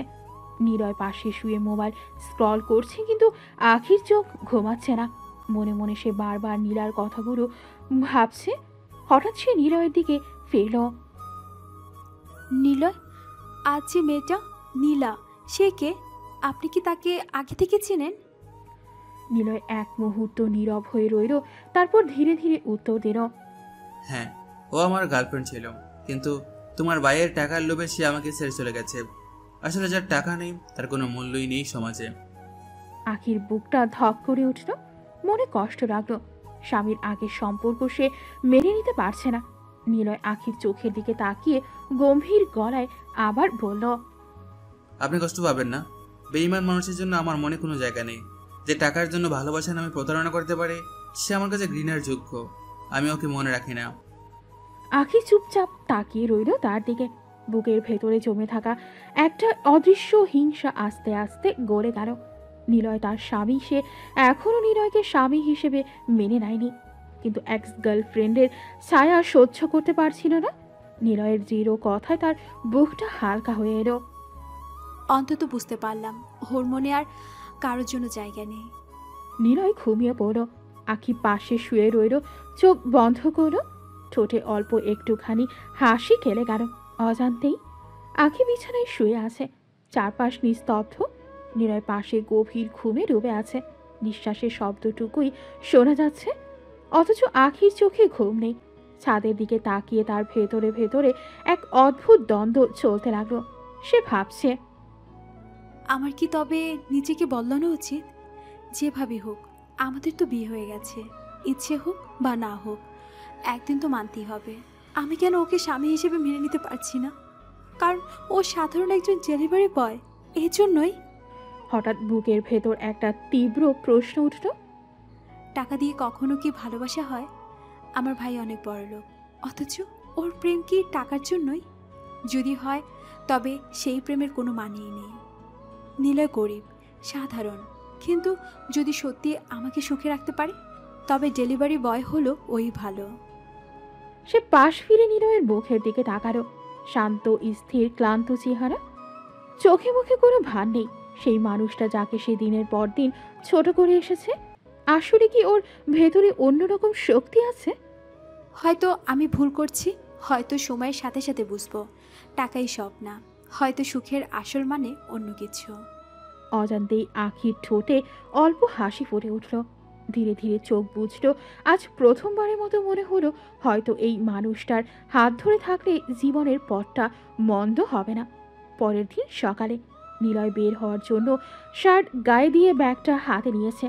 প্রতিদিনের মতো আজও সে ডেলিভারি বয়ের কাজ করতে যাবে। ঠিক তখনই আঁকি রান্নাঘর থেকে হাতে একটা বাটি নিয়ে এগিয়ে এলো। মুখে হালকা গম্ভীর ভাব, তবে চোখে মুখে কোথাও যেন লুকানো নরমতা। এই নিন, খেয়ে নিন, আমি নিজ হাতে রান্না করেছি। নিলয় থমকে দাঁড়ালো, দু চোখ বিস্ফোরিত হয়ে আঁখির দিকে তাকালো। সত্যি আপনি নিজের হাতে আমার জন্য রান্না করছেন? কেন? স্ত্রী কি তার স্বামীর জন্য রান্না করতে পারে না নাকি? নিলয়ের বিস্ময় যেন আরো বেড়ে গেল। সে অল্প হেসে মাথা নাড়ল। কিন্তু আপনি তো আমাকে স্বামী হিসেবে মানেন না। আঁখির ঠোঁটে অদ্ভুত একটা মুচকি হাসি ফুটিয়ে দিল। চোখে সরাসরি তাকালেও গলার স্বর হালকা নরম। আপনাকে এত কিছু জানতে হবে না, খাবার এনেছি, চুপচাপ খেয়ে নিন। নিলয় বসল, আঁখির দেওয়া খাবার মুখে তুলে নিল। অদ্ভুতভাবে মনে হলো এই খাবারের সাথে অন্যরকম কিছু আছে। মনে হলো যেন যত্ন, অনুভূতি মিশে আছে ভেতরে। খেতে খেতে নিলয় চুপ করে আঁখির দিকে একবার তাকালো। আঁখি পাশেই দাঁড়িয়ে হাত গুটিয়ে, কিন্তু চোখে অদ্ভুত এক দৃষ্টি নিয়ে তাকিয়ে আছে নিলয়ের দিকে। আবার কি হলো? আমার দিকে এভাবে তাকিয়ে আছে কেন? কিছু কি বলতে চাইছে? কোনো উত্তর না পেয়ে সে মাথা নিচু করে খাবার শেষ করল। এরপর পানি খেলো, শান্ত গলায় বলল, ধন্যবাদ, খাবারটা সত্যি দারুণ ছিল। এক মুহূর্ত আঁখির ঠোঁটে হাসি ফুটল, কিন্তু দ্রুত গম্ভীর হয়ে গেল। অফিসে যাবেন তো? যান, আমি কিছু কাজ করি। নিলয় কিছু না বলে ব্যাগটা কাঁধে ঝুলিয়ে বেরিয়ে গেল নিজের কাজে। কিন্তু বের হওয়ার সময়ও তার মনে বারবার ভেসে উঠল আঁখির সেই দৃষ্টি, অদ্ভুত, অচেনা, অথচ মন ছুঁয়ে যাওয়া। নিলয় খাবার খেয়ে অফিসে পৌঁছালো। ব্যাগ নামিয়ে রাখতেই ম্যানেজার ডেকে পাঠালো। টেবিলের ওপর একগাদা কাগজের লিস্ট ধপ করে তার হাতে ধরিয়ে দিলেন। দেখো নিলয়, আজ অনেকগুলো ডেলিভারি দিতে হবে তোমাকে, সময় মতো সব ঠিক জায়গায় পৌঁছাতে হবে। নিলয় বিস্ময়ে তালিকাটা হাতে নিয়ে দেখলো 10টা 12টা না, প্রায় 20 জায়গায় ডেলিভারি করতে হবে আজ। স্যার, এতগুলো আমি একে কিভাবে সামলাবো? একটু সাহায্য তো দরকার। সবাই আজ ছুটিতে আছে, তাই তোমাকেই করতে হবে, কোনো অজুহাত চাই না। নিলয় নিঃশ্বাস ফেলে মাথা নেড়ে তালিকাটা ব্যাগে ঢুকিয়ে নিল। হায় আল্লাহ, এতগুলো ডেলিভারি একা করা মানে তো সারাদিন রাস্তায় থাকতে হবে। যাই হোক, কাজ তো কাজই। সে বাইকটা নিয়ে বেরিয়ে পড়ল। এক এক জায়গায় এক এক রকম মানুষ, কেউ খুশি হয়ে রিসিভ করছে, কেউ আবার বিরক্ত মুখে। তীব্র রোদে ঘাম ঝরছে নিলয়ের গাল বেয়ে, তবুও মুখে কোনো অভিযোগ নেই, শুধু মনে মনে ভাবছে, যদি আঁকি জানতো আমি সারাদিন এভাবে ছুটে বেড়াই, কি ভাবতো? হয়তো আমার করোনার চোখে দেখতো। যাকে ওকে ওসব না জানানোই ভালো। বেলা যত গড়াচ্ছে নিলয়ের শরীর তত ভারী হয়ে আসছে। তবুও ডেলিভারি শেষ না হওয়া পর্যন্ত তার থামার সুযোগ নেই। সারাদিন রোদে পুড়ে হাড় ভাঙা খাটুনি দিয়ে সব ডেলিভারি শেষ করে নিলয় সন্ধ্যায় ঘরে ফেল। শরীর ভীষণ ক্লান্ত, তবে মুখে সেই আগের মতো নীরব দৃঢ়তা। দরজার কাছে পৌঁছাতে হঠাৎ সামনে দাঁড়িয়ে গেল আরিয়ান, চোখে অহংকার, ঠোঁটে বাঁকা হাসি। কিরে, তোকে আখির সাথে বিয়ে দিয়েছে কি এই বাড়িতে পড়ে থাকার জন্য? নিলয় থেমে গেল, চোখে সরাসরি তাকালো আরিয়ানের দিকে। আমি কি তোর বোনকে জোর করে বিয়ে করেছি? তোরাই তোমাকে বন্দুক দেখিয়ে বিয়ের মঞ্চে দাঁড় করিয়েছিলি, এখন আবার তুই তাড়াতে চাইছিস কেন? আরিয়ান চোখ রাঙিয়ে এগিয়ে এলো, গলা নামিয়ে ফিস ফিস করে বলল, আমি তো শুধু আখিকে এই বাড়ি থেকে তাড়াতে চাই। ও থাকলে বাবার সম্পত্তির ভাগ ওকেও দিতে হবে। আমি চাই সব কিছু একাই ভোগ করতে। সেই জন্যই তোর নাটক সাজালাম, তোকে দিয়ে বিয়ে করালাম। ভাবিস নি আমার নিজের বোন হলে কখনো তোর মতো রাস্তায় ওঠানামা করা ছেলের হাতে তুলে দিতাম? আখি আমার সৎ বোন, আমি ওকে দুই চোখে দেখতে পারি না, তাই তোর মতো একজনের সাথে বেঁধে দিলাম। এখন যা, ওকে নিয়ে বাড়ি থেকে বিদায় হ। এই কথা শুনে নিলয়ের চোখ রক্তিম আগুনে জ্বলে উঠল, মুখে ধীর অথচ হাড় ভাঙা দৃঢ়তা। সত্যি কথা বলে ভালোই করলি। যদি আগে জানতাম তবে হয়তো আখিকে নিয়ে চলে যেতাম, কিন্তু তুই যে বললি আখির প্রাপ্য কেড়ে নিতে চাইছিস, সেই থেকে আমি আর চুপ করে থাকবো না। এখন আমি এখানেই থাকবো আর আখিকে তার প্রাপ্য বুঝিয়ে দেব। ওকে তুই ঠকাতে পারবি না। আরিয়ানও থেমে গেল না, তার চোখেও দাউ দাউ করে জ্বলে উঠল আগুন। দুইজন একে অপরের দিকে দাঁত চেপে তাকিয়ে রইল। চারপাশে যেন হাওয়া থমকে গেল, শুধু বাতাসে ভেসে বেড়াচ্ছে আসন্ন ঝড়ের গন্ধ। আরিয়ান কণ্ঠে কটূক্তি মেশানো ঘা চেপে তুলল, নিলয়, তুই যদি আমার পথের বাধা হয়ে দাঁড়াস, তোকে আমি ধ্বংস করে দিব। বুঝলি, তোর জন্য এখানে আর কোনো জায়গা থাকবে না। নিলয় তার ধীর শান্ত কণ্ঠে একবার শুধু হেসে উঠল। হাসিটা ছিল তুচ্ছতা বোধ না, বরং অটল অবজ্ঞা। আরিয়ান, তুই আমাকে ভয় দেখালে তুই কিছুই জিততে পারবি না, বরং তুই যদি আমার সঙ্গে লড়তে চাস তুই সব হারাবি। আমি হারাতে ভয় পাই না, আমার হারিয়ে অভ্যাস আছে। দুইজনের কথাবার্তা ধীরে ধীরে চিৎকারে বদলে গেল, বাক্যগুলো সরাসরি কোপের মতো এসে লাগছে। কেউ পিছু হটছে না, তাদের চোখ দুজনেরই লাল লাল, ভেতরে আগুন জ্বলছে। তৎক্ষণাৎ বাড়ির সবাই হালকা গোলযোগ ভিত্তিক আওয়াজ শুনতে পেয়ে কিছুক্ষণ ধরে লোকচক্ষুর সামনে এসে দাঁড়ায়। বাবা, মামা, সবাই সবাই অনুঘটিত কণ্ঠে, কি ব্যাপার এখানে চিৎকার কেন? নিলয় এক মুহূর্ত চুপচাপ থাকলো, তারপর ধীরে ধীরে মুখে এক খাটো হাসি চেপে বলল, কিছু না, আরিয়ান ভাই আমার সাথে মজা করছিল। আরিয়ান তার উদ্ভ্রান্ত চোখ আর উত্তেজিত কণ্ঠ গোপন করার চেষ্টা করল। সে কিছু বলার আগে সবাই আবার চুপ হয়ে গেল, তবে দুইজনের চোখে থাকা আগুনকে কেউ ঢাকতে পারল না। সবার সামনে তারা দুজনের মধ্যে অদৃশ্য সেই যুদ্ধের আভাস ছিল। পরিবারের সামনে সবকিছু যেন স্বাভাবিক হয়ে গেল, কিন্তু নিলয় ও আরিয়ান দুজনেরই মনেই এখন থেকে অপরের বিরুদ্ধে অচল লড়াইয়ের প্রতিজ্ঞা জেগে উঠল। বাইরে থেকে লোকেরা ফিরে গেল, কেউ কিছু বুঝল না, তবে বাড়ির ভেতরকার হাওয়ায় পার্থক্য স্পষ্ট। রাত নামল, শহরটা এক ধরনের নিস্তব্ধ কাঁপনে ভরে উঠল।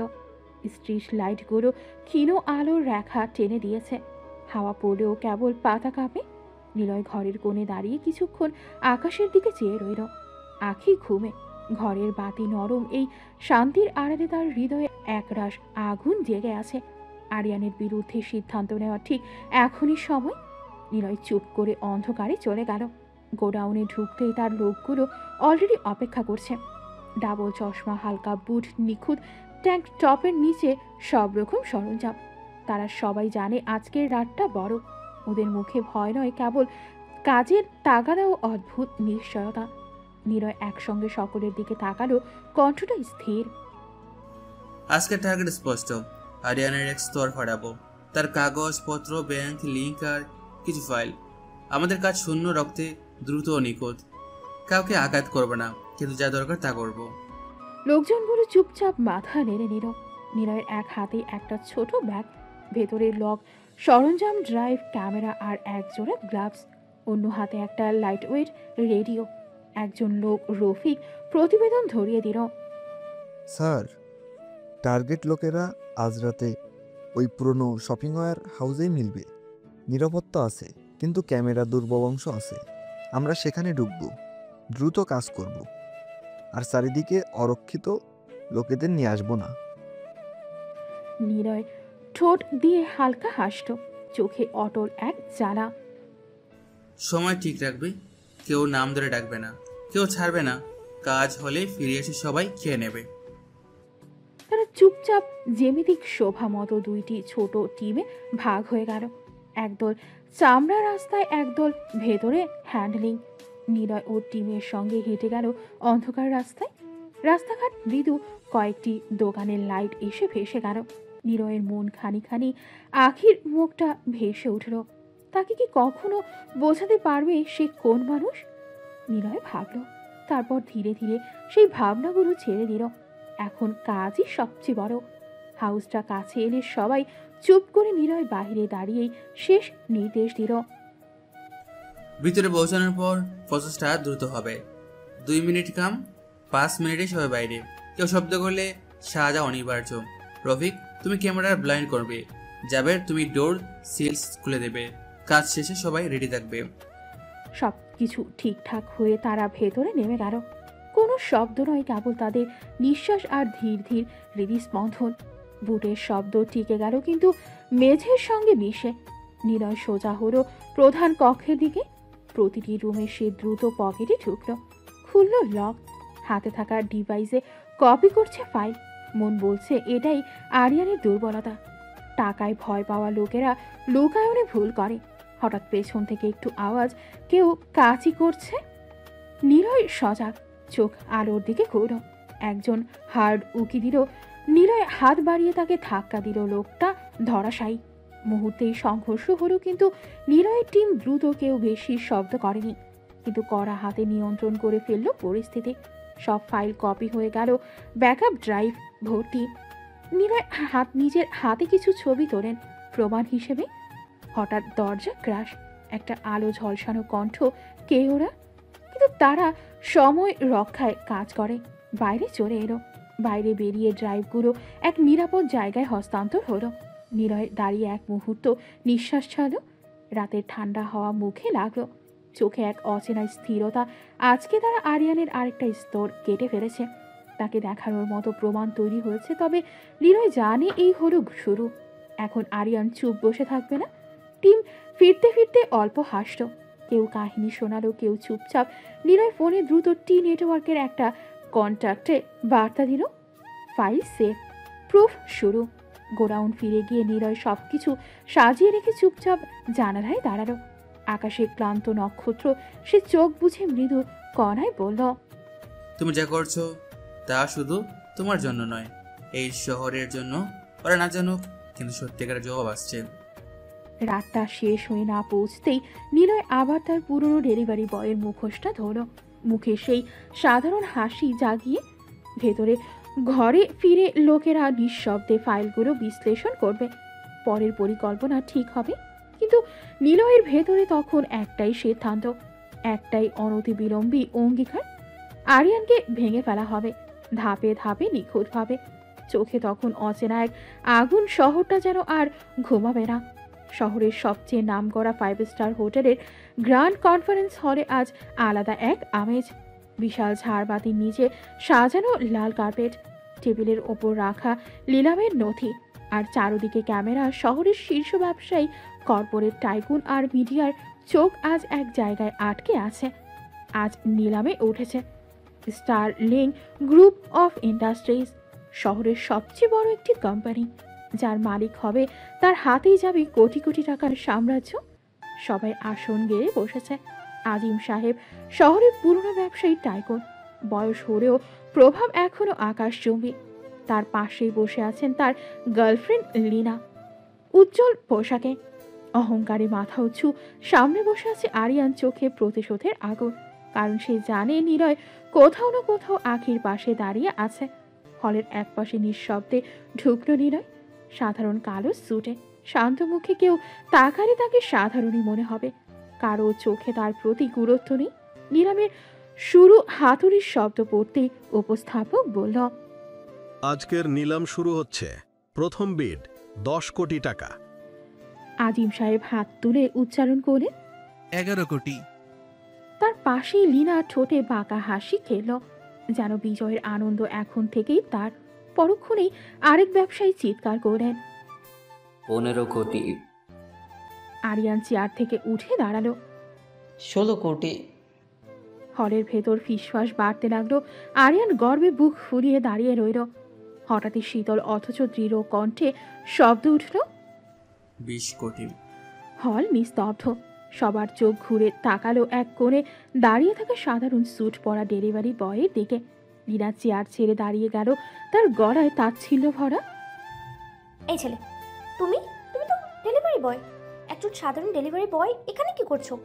নাটক করতে এসেছো নাকি? তোমার তো পকেটে 20 টাকাও নেই, আর তুমি 20 কোটি টাকার বিট করলে? হাস্যকর। চারিদিকে করতালি আর ব্যঙ্গধ্বনি উঠল। আজিম সাহেব হাততালি দিয়ে বললেন, একেবারে ঠিক কথা। একটা ডেলিভারি বয়ের এত সাহস! ওকে এখান থেকে ধাক্কা মেরে বের করে দাও। আরিয়ান গা ঝাড়া দিয়ে বলল, হ্যাঁ, এই ছেলেটার নাটক আর বেয়াদবি আমি সহ্য করব না। কিন্তু নিরয় শান্ত ঠোঁটে অদ্ভুত বাঁকা হাসি, চোখে এমন এক আত্মবিশ্বাস যা ভিড়ের সব কটাক্ষ ভেদ করে গেল। উপস্থাপক আবার হাতুড়ি বাজালো।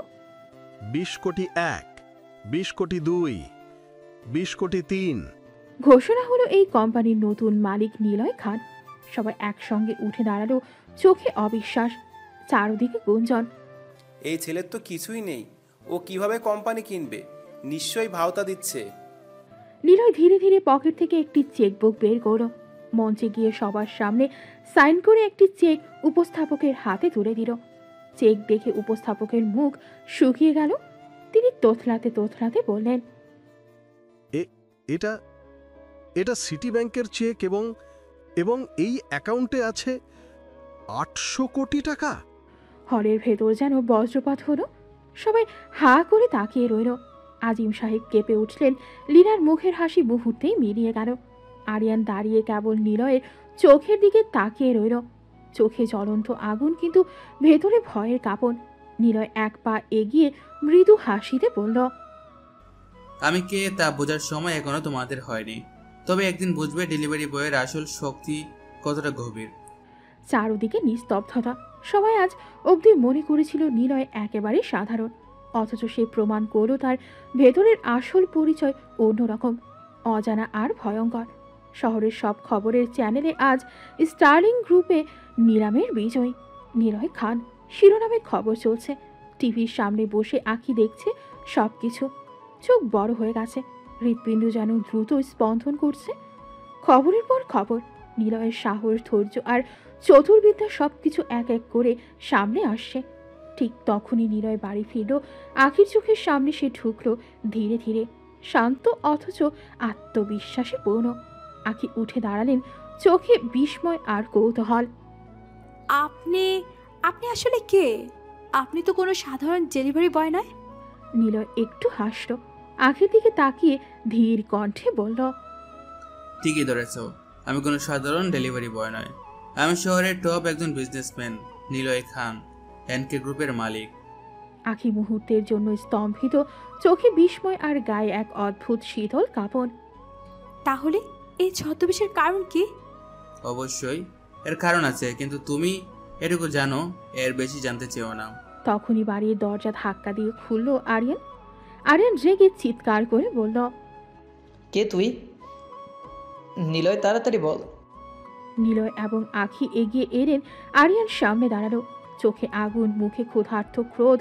নিলয় ধীরে ধীরে আর স্থির কণ্ঠে বলল, আমি এনকে গ্রুপের মালিক নিলয় খান। মুহূর্তেই বাড়ির সবাই চমকে গেল, মুখগুলো বিস্ময় আর ভয়ের মিশ্রণে। কেউ বলতে পারছে না, কেউ বুঝতে পারছে না। এই সাধারণ মনে হওয়া ছেলেটা শহরের সবচেয়ে শক্তিশালী ব্যবসায়ী। কিন্তু আখি চুপচাপ দাঁড়িয়ে রইল, চোখে মৃদু হাসি, অন্তরে শান্তি। কারণ সে জানে নিলয় তাকে সব বলেছে। সে বুঝতে পেরেছে নিলয় কেবল সাধারণ ডেলিভারি বয় নয়, তার ভেতরে আছে শক্তি, পরিকল্পনার অদম্য আত্মবিশ্বাস। আরিয়ানের চোখে ক্ষোভ আরও বাড়ল। সে বুঝতে পারল শুধুই ক্ষুদ্র রাজনীতি আর চক্রান্তে নিলয়কে দমিয়ে রাখা সম্ভব নয়। নিলয় একেবারে ভিন্ন লেভেলে দাঁড়িয়ে আছে। নিলয় একটু এগোতে এগোতে বলল, আরিয়ান, এখন থেকে সবকিছু পরিষ্কার। আমি নিলয় খান এবং এই শহরের খেলায় আমি নিজেই নিয়ম ঠিক করি। বাড়ির বাতাস থমকে গেল। সবাই একদিকে তাকিয়ে আছে। শুধু আঁখির চোখ শান্তি, বিশ্বাস আর আশার আলো। রাত নেমেছে, আকাশের নক্ষত্র ঝলমল করছে, ঘরের লাইটগুলো নরম আলো ছড়াচ্ছে। আঁখি আজ শাড়ি পরেছে, গোলাপি ও সোনালি রঙের নরম ছোপে সাজানো, চুলগুলো সাবধানে বাঁধা, চোখে হালকা মেকআপ।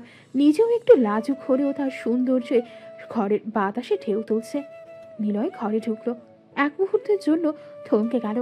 হৃদস্পন্দন যেন দ্রুত বেড়ে গেছে, চোখে বিস্ময় আর মুগ্ধতার ছাপ। নিলয় এগোতে এগোতে ধীরে ধীরে আঁখির কাছে গেল, তার কাঁধে হাত রাখলো, তারপর বলল, তুমি তুমি কি বুঝতে পারছো তোমাকে কত সুন্দর লাগছে? আঁখি প্রথমে চমকে উঠল, চোখ বড় হয়ে গিয়েছে, গলায় অল্প শ্বাস আটকালো। কিছু বলতে পারল না। নিলয় এককে ধীরে ঘুরিয়ে নিল এবং হঠাৎ চুমু দিল। আঁখি অবাক হয়ে কিছুই বলল না, শুধু তার চোখে অল্প লাজ আর আতঙ্কের মিশ্রণ। নিলয় মৃদু কণ্ঠে বলল, তুমি কি আমাকে একটা সুযোগ দিবে? আঁখি ধীরে বলল, চোখে আভাসিত লাজ। বিয়ে যখন হয়ে গেছে তখন আর সুযোগ না দিয়ে আমি কি করব? নিলয় হাসল, একটি মৃদু বাঁকা হাসি। এরপর আস্তে আস্তে আঁখির প্রতি তার স্পর্শ বাড়ল, গলায়, বুকে, কাঁধে, হাতে প্রতিটি আদর, প্রতিটি আলিঙ্গন যেন ভালোবাসার নিঃশব্দ ভাষা। আঁখি প্রথমে কিছুটা লাজুক হয়ে গেলেও ধীরে ধীরে তার শরীরের প্রতিক্রিয়া নিলয়ের প্রতি আস্থা এবং উষ্ণতায় ভরে উঠল। নিলয় ধীরে ধীরে তার হাতগুলো ঘুরিয়ে আঁখির কোমরে, কাঁধে এবং ঘাড়ে রাখল। ঘরে বাতাসে তাদের নিঃশ্বাস, শ্বাস, ধীর হৃদস্পন্দন এবং মৃদু হাসির ধ্বনি মিলেমিশে এক আবেগপূর্ণ পরিবেশ তৈরি করল। নিলয় মৃদু কণ্ঠে বলল, আখি, আমি চাই তুমি শুধু আমার হয়ে থাকো সারা জীবন। আঁখি তার চোখের কোণে অল্প অশ্রু ধরে, ধীরে হেসে বলল, আমি জানি নিলয়, আমি বুঝতে পারছি, আমি তোমার চাওয়া পূর্ণ করব। রাতটি শান্ত, ঘরের চারপাশে শুধু তাদের নিঃশব্দ ভালোবাসার ছোঁয়া। নিলয় আর আঁখি একে অপরের কাছাকাছি বসে ধীরে ধীরে একে অপরের আত্মায় ঢুকে যাচ্ছে। রাতের অন্ধকারের নীরবতা, বাতাসের নরম শব্দ এবং তাদের হৃদয়ের মিলন সব মিলেমিশে এক আবেগপূর্ণ রাত তৈরি করেছে। সূর্য উঠেছে, সোনালি আলো ঘরের জানলা দিয়ে ঢুকছে। নিলয় ধীরে ধীরে চোখ খুলল। পাশে আঁখি মৃদু নিদ্রায় ঘুমিয়ে আছে, শরীর জড়িয়ে ধরে। নিলয় নিঃশ্বাস ধরে তাকালো। আঁখির চুলের ছোঁয়া, তার কোমলের স্পর্শ সবই হৃদয়কে উষ্ণ করে তুলল। হঠাৎ আঁখি ধীরে তার ঠোঁট নিলয়ের ঠোঁটে রেখে গেল। নিলয় চমকে উঠল, তারপর মুচকি হাসি দিল। আমি চাই তুমি ডেলিভারি বয় নীলকে ভালোবাসো। আমি চাই না তুমি টাকা দেখে ভালোবাসো, আমাকে শুধু ভালোবাসো। আমার জীবনে টাকার কোনো প্রয়োজন নেই, আমার শুধু ভালোবাসার প্রয়োজন। তুমি আমাকে ভালোবাসলেই আমি সারা জীবন তোমার কাছে থাকতে পারি। নিলয় মৃদু হাসে, আঁখিকে জড়িয়ে ধরল এবং চুমু দিল। আমি সারা জীবন তোমাকে ভালোবাসবো, শুধু তুমি আমাকে কখনো ছেড়ে যেও না। আঁখি মৃদু হেসে নিলয়ের ঠোঁটে চুমু দিয়ে বলল, কখনো ছেড়ে যাবে না তো? ঘরের বাতাসে প্রেমের উষ্ণতা ছড়িয়ে গেল। তাদের নিঃশব্দ ভালোবাসা যেন পুরো কক্ষকে আলোকিত করল। সেই মুহূর্তে নিলয় আর আঁখি একে অপরের প্রতি নিঃশেষ ভরসা এবং আবেগ অনুভব করল, যা শুধুই তাদের অন্তরে স্থায়ী হয়ে থাকবে। সকাল হয়ে গেছে, নিলয় রেডি হয়ে খেয়ে দিয়ে বেরিয়ে পড়ল। আঁখি জানালা থেকে তাকে বিদায় জানালো, মৃদু হাসি আর চোখে একটু উদ্বেগ, যা বোঝায় যে সে চাইছে নিলয় নিরাপদে তার কাছে পৌঁছাক।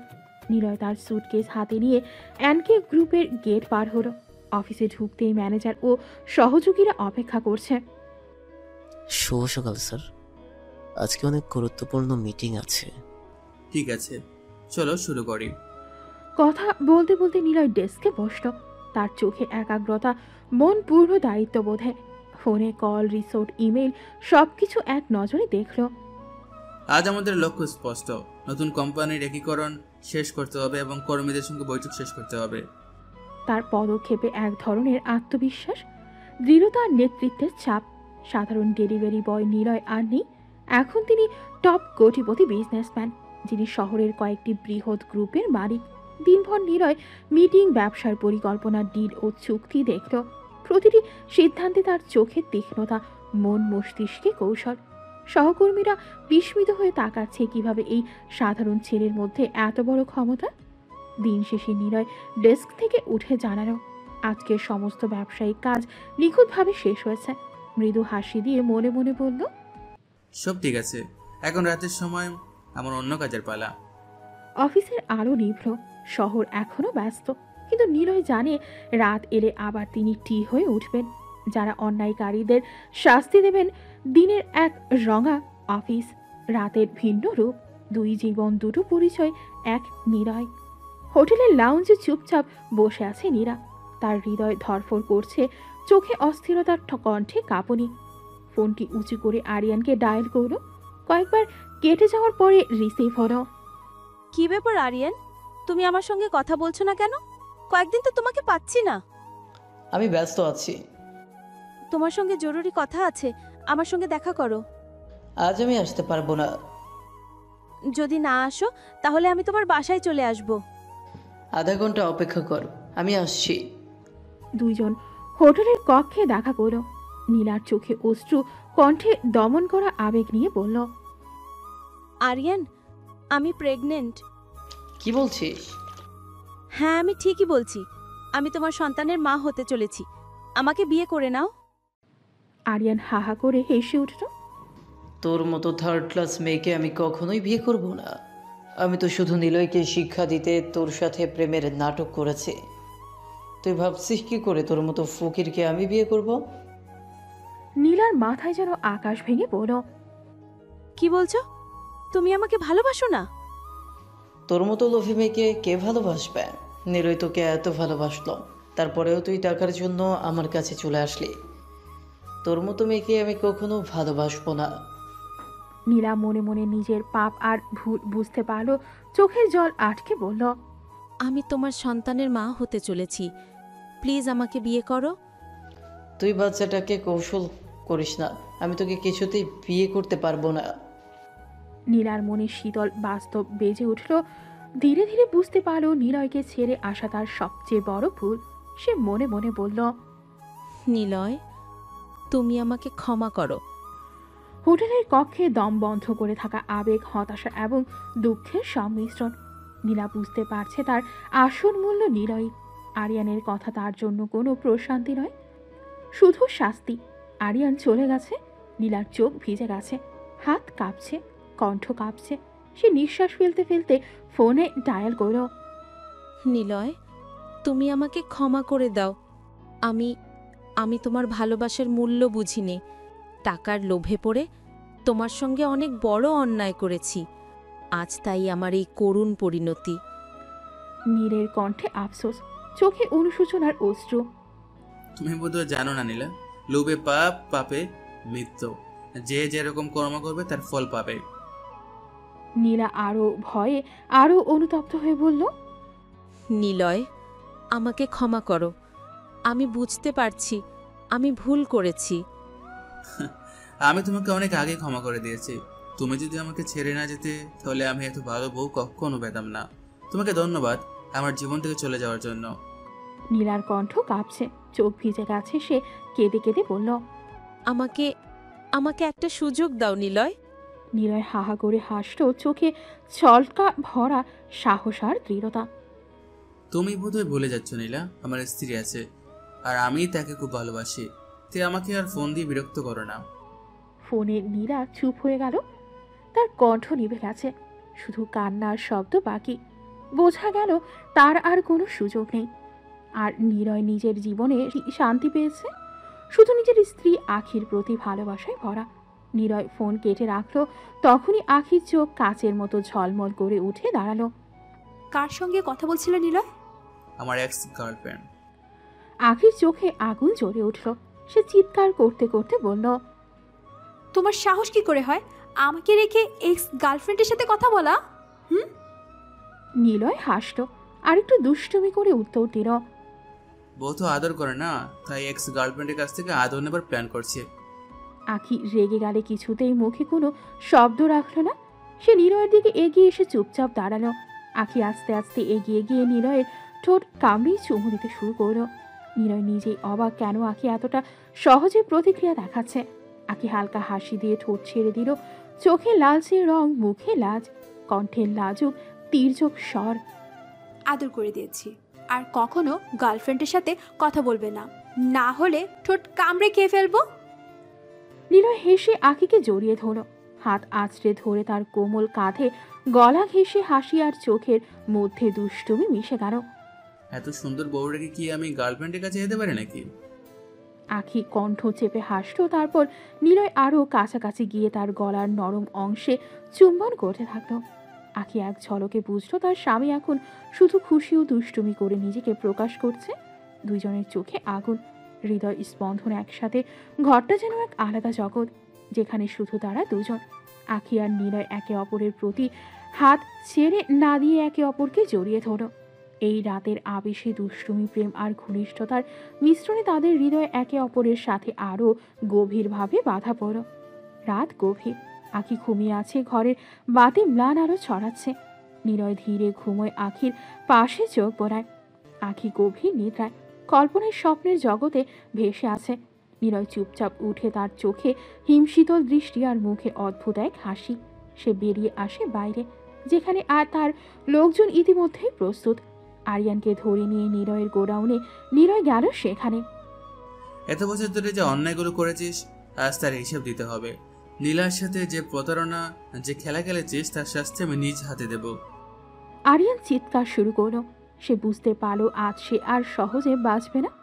নিলয় তার দিকে এগিয়ে আসে, ঠান্ডা ও নিঃসঙ্গ ভঙ্গিতে। দেখ এবার কেমন লাগে মানুষের সাথে অন্যায় করার ফল, লীলাকে ব্যবহার করার ফল, প্রেমের নাটক করে হাসবার ফল, সবকিছু শাস্তি পাবে। নিলয় আরিয়ানের কাছে যায়, তবে হিংস্রতার ভঙ্গি নাটকীয় এবং প্রতীকী। সে আরিয়ানের গায়ে চাকু দিয়ে কাটতে থাকে, যেন তার প্রতিটি কাজের ফল আরিয়ান নিজেই অনুভব করে। নিলয় লবণ মরিচের মতো উপকরণ ব্যবহার করে নাটকীয়ভাবে শাস্তি চিহ্নিত করে। আরিয়ান চিৎকার করে আর সে বুঝতে শুরু করে, কে তুমি? তুই? আমি টাইগার, যে মানুষের পাপের শাস্তি দেয়। আমার কাছ থেকে কেউ কখনো ছাড় পাবে না। আরিয়ান আরও আতঙ্কিত হয়। সে বুঝতে পারে নিলয়ের চোখে শুধু প্রতিশোধ নয়, বরং ন্যায়ের দম বন্ধ করার শক্তি আছে। নিলয় প্রতিটি আঘাত দিয়ে আরিয়ানকে বোঝাতে চায় তার প্রতিটি অন্যায়, প্রতিটি প্রতারণা, প্রতিটি দুষ্টু কৌশল সবই এখন ফল পাচ্ছে। আরিয়ান কাঁদছে, চিৎকার করছে, কিন্তু নিলয় থেমে নেই। তুই যে পাপ করেছিস তার দাম আজ তোকে দিতে হবে, আর কেউ নেই যে যারা তোমাকে রক্ষা করবে। নিলয় একেবারে শেষ পর্যন্ত আরিয়ানের প্রতিটি আঘাতের মাধ্যমে এই কথা স্পষ্ট করে দেয়, মানুষের সাথে অন্যায় করলে শাস্তি আসবেই, আর সেই শাস্তি দেয় টাইগার নিলয়, যার কাছে ন্যায় এবং প্রতিশোধের মানে এক। শেষে নিলয় থেমে দাঁড়ায়। আরিয়ান কাছে হাড় ভেঙে হাহাকার করছে, কিন্তু তার মনে এখন একটাই শিক্ষা, যে পথ বেছে নিয়েছিল সে ভুল, আর তার ফল অমূল্য। নিলয় চুপচাপ পেছনে হেঁটে আসে। আকাশে রাতের চাঁদ হাসছে এবং শহরের অন্যদিকে আখি গভীর নিদ্রায় স্বপ্নে ভেসে আছে, যা কখনো জানবে না যে তার স্বামী কত ভয়ঙ্করভাবে ন্যায় প্রতিষ্ঠা করে। সকালে সূর্যের আলো, প্রথম আলো ধীরে ঘরে ঢুকছে। আকাশের হালকা রোদের মধ্যে আখি ঘুম থেকে উঠে নিলয়ের দিকে তাকায়। সে অবাক হয়, লক্ষ্য করে নিলয়ের শার্টে এবং হাতে লাল রক্তের দাগ, যা একেবারে রক্তের মতো দেখাচ্ছে। কি ব্যাপার নিলয়, তোমার শরীরে এসব কিসের দাগ? রক্তের মতো মনে হচ্ছে। নিলয় এক মুহূর্ত চমকে যায়, তারপর হালকা হাসি দিয়ে বলে, আরে না তো, কিছু নয়। কাল রাতে অনেকগুলো মশা মেরেছিলাম, তাই তো শার্টে রক্তের দাগ পড়েছে। আখি অবাক হয়ে একটু সন্দেহভাজন চোখে তাকায়। মশার রক্ত কি এত হতে পারে? আরে অনেকগুলো মেরেছি তো, তাই এত দাগ পড়েছে। তুমি এসব নিয়ে ভাবো না, আমি গোসল করে আসি, তারপর তুমি আমাকে খেতে দাও। আখি কিছু না বলে মাথা নেড়ে সম্মতি জানায়। সে নিজের হাতে রান্না করা খাবার নিয়ে আসে। নিলয় ততক্ষণে গোসল শেষ করে পরিষ্কার পোশাকে ফিরে আসে। আখি চুপচাপ তার জন্য খাবার টেবিলে সাজায়। নিলয় খেয়াল করে আখির চোখে সেই গভীর মনোযোগ, সেই চুপচাপ ভালোবাসা। হালকা হাসি দিয়ে সে বলে, তুমি সত্যি আমার জন্য এত যত্নশীল? এটা স্বাভাবিক, স্বামীকে যত্ন দেওয়াই আমার কাজ। নিলয় হেসে জবাব দেয়, তবে মনে মনে ভাবছে আখির এই সততা, এই ভালোবাসা তাকে প্রতিদিন আরও কাছাকাছি টেনে আনে। নিলয় অফিসে পৌঁছালে তার ম্যানেজার এবং সহকর্মীরা ইতিমধ্যেই প্রস্তুতি নিয়েছে। আজকের মিটিংটা ছিল বিশেষ, বিদেশি কিছু ক্লায়েন্টের সাথে আলোচনা করা। নিলয় এক চোখে নোটবুক দেখে আরেক চোখে ল্যাপটপের প্রেজেন্টেশন চেক করছে। বিদেশি ক্লায়েন্টরা এসে বসে হালকা ভয়ভীতি ভরা হাসি নিয়ে। নিলয় নিজস্ব আত্মবিশ্বাসে তাদের দিকে তাকিয়ে মৃদু হাসি দিল। এরপর ইংরেজিতে কথা বলা শুরু করল। Good morning everyone. Thank you for coming today. We are excited to discuss our latest venture. Recently, we have acquired a new factory, which allows us to expand our production and offer more high-quality products for the international market. তিনি presentation চালু করল। বড় বড় chart, ফ্যাক্টরির ছবি, উৎপাদনের ক্ষমতা, নতুন প্রোডাক্ট লাইন সবকিছু ক্লায়েন্টদের সামনে সুন্দরভাবে উপস্থাপন করল। With this new factory, we can grant better efficiency, higher quality and faster delivery times. We believe that partnering with your company will be mutually beneficial. ক্লায়েন্টরা একে একে নোট দিচ্ছে, কেউ চমকিত চোখে তাকাচ্ছে, কেউ আবার মৃদু হাসি। নিলয়ের আত্মবিশ্বাস, দক্ষতা এবং স্পষ্ট প্রেজেন্টেশন তাদের প্রভাবিত করেছে। শেষে একজন ক্লায়েন্ট বলল, This is impressive. Your plans are very detailed and professional. We are willing to work with you. অন্য ক্লায়েন্টও যোগ করল, Yes, we see great potential here. We would like to proceed with the partnership immediately. Niloy প্রশান্ত মুখে তাদের দিকে তাকিয়ে হাসল। তার ভাষণ এবং প্রেজেন্টেশন এতটাই প্রভাব ফেলেছিল যে সবাই তার পরিকল্পনা এবং দক্ষতার প্রশংসা করছে। Thank you all. We are excited to collaborate and create something remarkable together. Meeting শেষ হলো। ক্লায়েন্টরা সবাই সন্তুষ্ট হয়ে বিদায় নিল। নিলয়ের কণ্ঠে হালকা হাসি ধরে অ্যাসিস্ট্যান্টকে বলল, Everything went smoothly. The clients are impressed. Assistant অবাক হয়ে বলল, Sir, you handled this like a pro. Truly remarkable. Niloy শুধু হালকা হাসল, চোখে একান্ত আত্মবিশ্বাস। অফিসের বাকি দিনগুলো সফলভাবে চলল। ফোন কল, নতুন প্রজেক্ট, চেক রিপোর্ট সবকিছু নিয়ন্ত্রণে। রাতের অন্ধকারে নিলয় তার কাজ শেষ করে বাড়িতে ফিরল। দরজা খুলতেই আখি তার দিকে তাকিয়ে রইল। নিলয় ধীরে ধীরে আখির কাছে এগিয়ে এলো, হাতে ধরে বলল, অনেকদিন তো বাবার বাড়িতে থেকেছ, এবার কি নিজের বাড়িতে যেতে হবে না? আখি একটু লজ্জা পেয়ে মাথা নুইয়ে নিল। নিলয় তার চোখে চোখ রেখে মৃদু হাসল। আমি তোমার জন্য সুন্দর একটা বাড়ি কিনেছি, চলো এবার আমরা আমাদের স্বপ্নের সংসার শুরু করি। আখি একটু চোখ বড় বড় করে তাকিয়ে বলল, ঠিক আছে, আমি তোমার সাথে যাব, আমাদের নতুন সংসার শুরু করব। পরের দিন সকালে সূর্যের আলো তাদের ঘরে ঢুকলো। আখির মা আসলেন, স্নিগ্ধ হাসি নিয়ে বললেন, আখি, তুই কি আমাদের ছেড়ে চলে যাচ্ছিস? মা, মেয়েদেরই তো শ্বশুর বাড়িতে যাওয়া লাগে। আমি ঠিক করেছি স্বামীর বাড়িতে চলে যাব। ঠিক আছে মা, মন দিয়ে সংসার করিস। আমাদের দোয়া সবসময় তোমাদের সঙ্গেই থাকবে। নিলয়ের হাতে হাত ধরে আখির পাশে দাঁড়ালো। তারা বাবা মার কাছে বিদায় নিল। নিলয় আখিকে টানলো, বলল, এখন থেকে আমাদের জীবন আমাদের নিজের, স্বপ্নের সংসার শুরু। আখি মৃদু হাসি দিয়ে মাথা নুইয়ে দিল। দুজন একসাথে বাড়ি ত্যাগ করলো, নতুন জীবন এবং স্বপ্নের সংসারের পথে। নিলয় আর আখি নতুন বাড়িতে পৌঁছালো। দরজা খোলার সঙ্গে সঙ্গেই দুজনের চোখে আলো জ্বলে উঠল। এখন থেকে তাদের সংসার, তাদের স্বপ্ন, তাদের নতুন জীবন। দেখো আমাদের নতুন ঘর, এখন থেকে এখানে আমরা আমাদের দুষ্ট মিষ্টি জীবন শুরু করব। হ্যাঁ, আর এখান থেকে সব সমস্যা বাদ, শুধু আমরা দুজন। তাদের প্রথম কাজ হলো রান্নাঘরে যাওয়া। আখি রান্না শুরু করলো আর নিলয় পাশে দাঁড়িয়ে হেল্প করতে লাগলো। দেখো, আমরা দুজন মিলে রান্না করলে আরো মজা হবে। হ্যাঁ, কিন্তু তুমি খুব বেশি দুষ্ট, সব মশলা গরমিল করে দিবে। ও, তাহলে তো আরো মজার হবে। তারা একসাথে কাটলো দিন।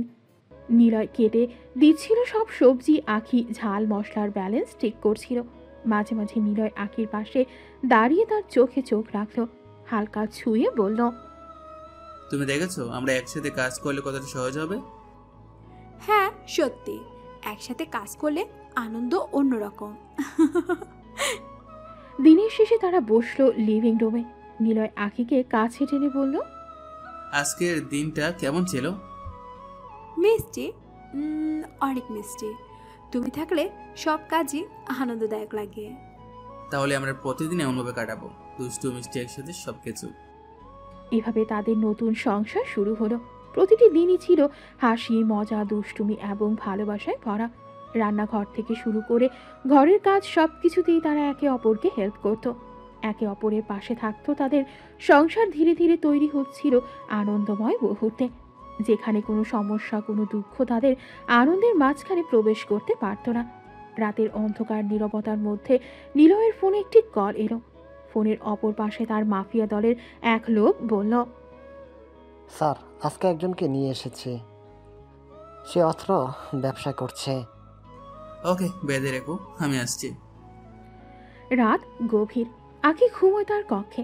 আখি জানে না যে তার স্বামী আবার তার মিশনে বেরিয়েছে।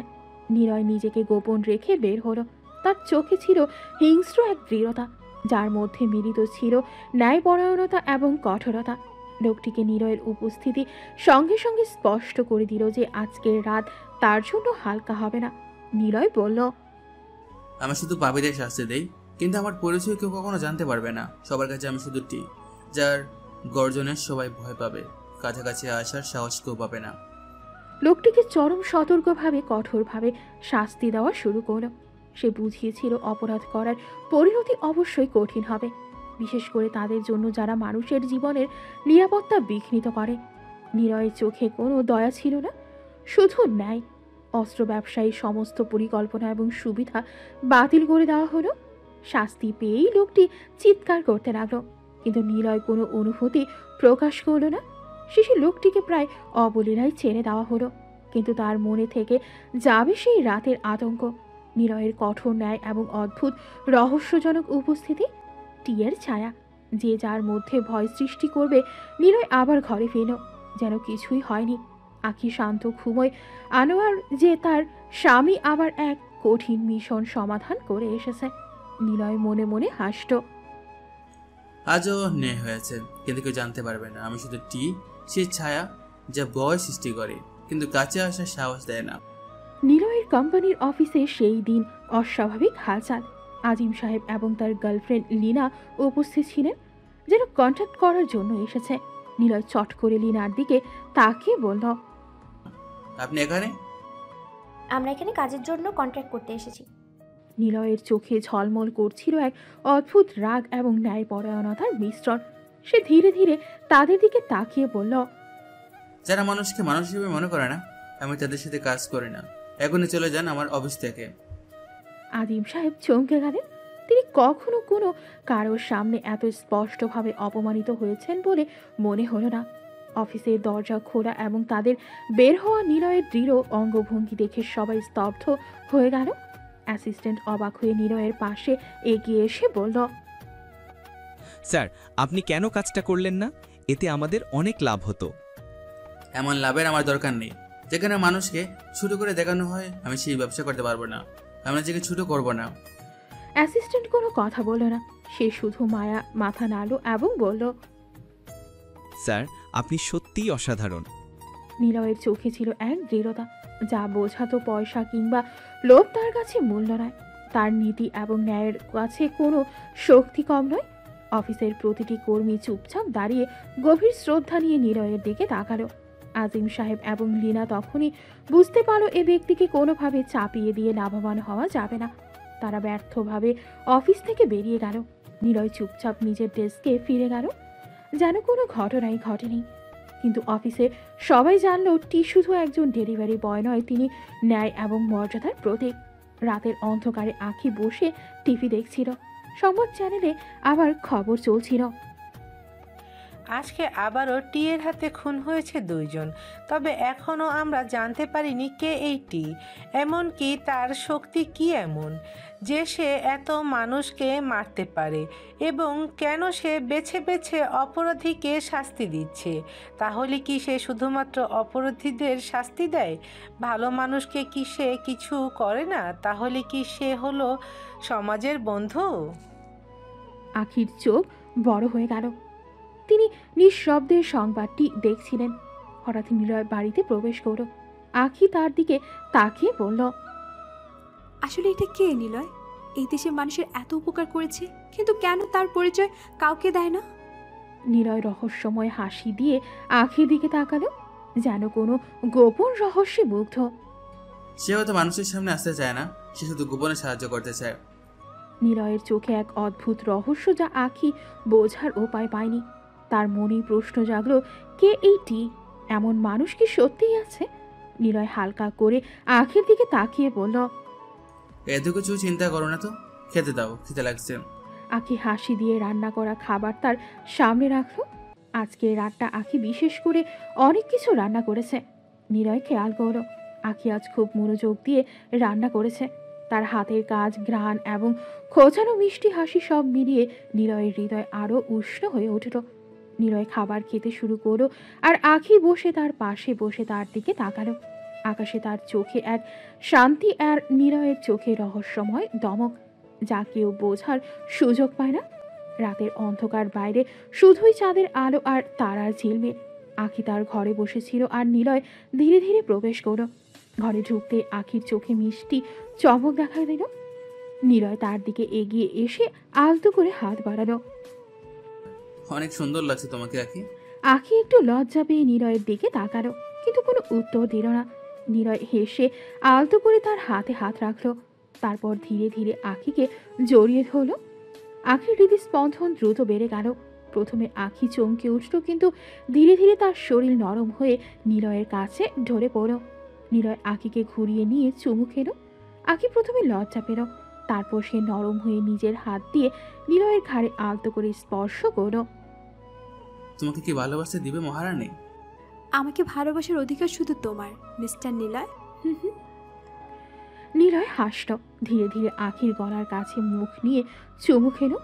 তার বুকে হাত বুলিয়ে আদর করতে লাগলো। আখিও মৃদু হাসি দিয়ে তার হাতে হাত রেখে প্রতিক্রিয়া দেখালো। রাত যত গভীর হচ্ছিল, দুজন দুজনের কাছে এগিয়ে যাচ্ছিল। তারা কথা বলছিল না, শুধু চোখে চোখে রেখে অনুভব করছিল। তাদের স্পর্শ, তাদের হাসি, তাদের চুম্বন সব মিলিয়ে রাতটা রোমান্টিক হয়ে উঠল। আখি অনুভব করল এই স্বামীর সঙ্গে তার জীবন ধীরে ধীরে এক নতুন সুখের দিকে এগোচ্ছে। আর নিলয়ও বুঝল, আখির হৃদয়ে তার জন্য যে ভালোবাসা জন্ম নিচ্ছে তা কেবল রাতের অন্ধকারেই নয়, দিনের আলোয় উজ্জ্বল হবে। নিলয় মনে মনে ভাবল, আমার টিয়ের পরিচয় সারা জীবন লুকায়িত থাকবে। কেউ কখনো জানতে পারবে না এই টাইগার আসলে কে। আমি শুধু গোপনে মানুষের উপকারী করে যাব, কিন্তু কেউ কখনো আমাকে চিনতে পারবে না, দেখতে পারবে না। সারা জীবন মানুষের মনে একটা কৌতূহল থাকবে, টিটা আসলে কে, আর আমি সেই রহস্য নিয়ে বাঁচব। সমাপ্ত।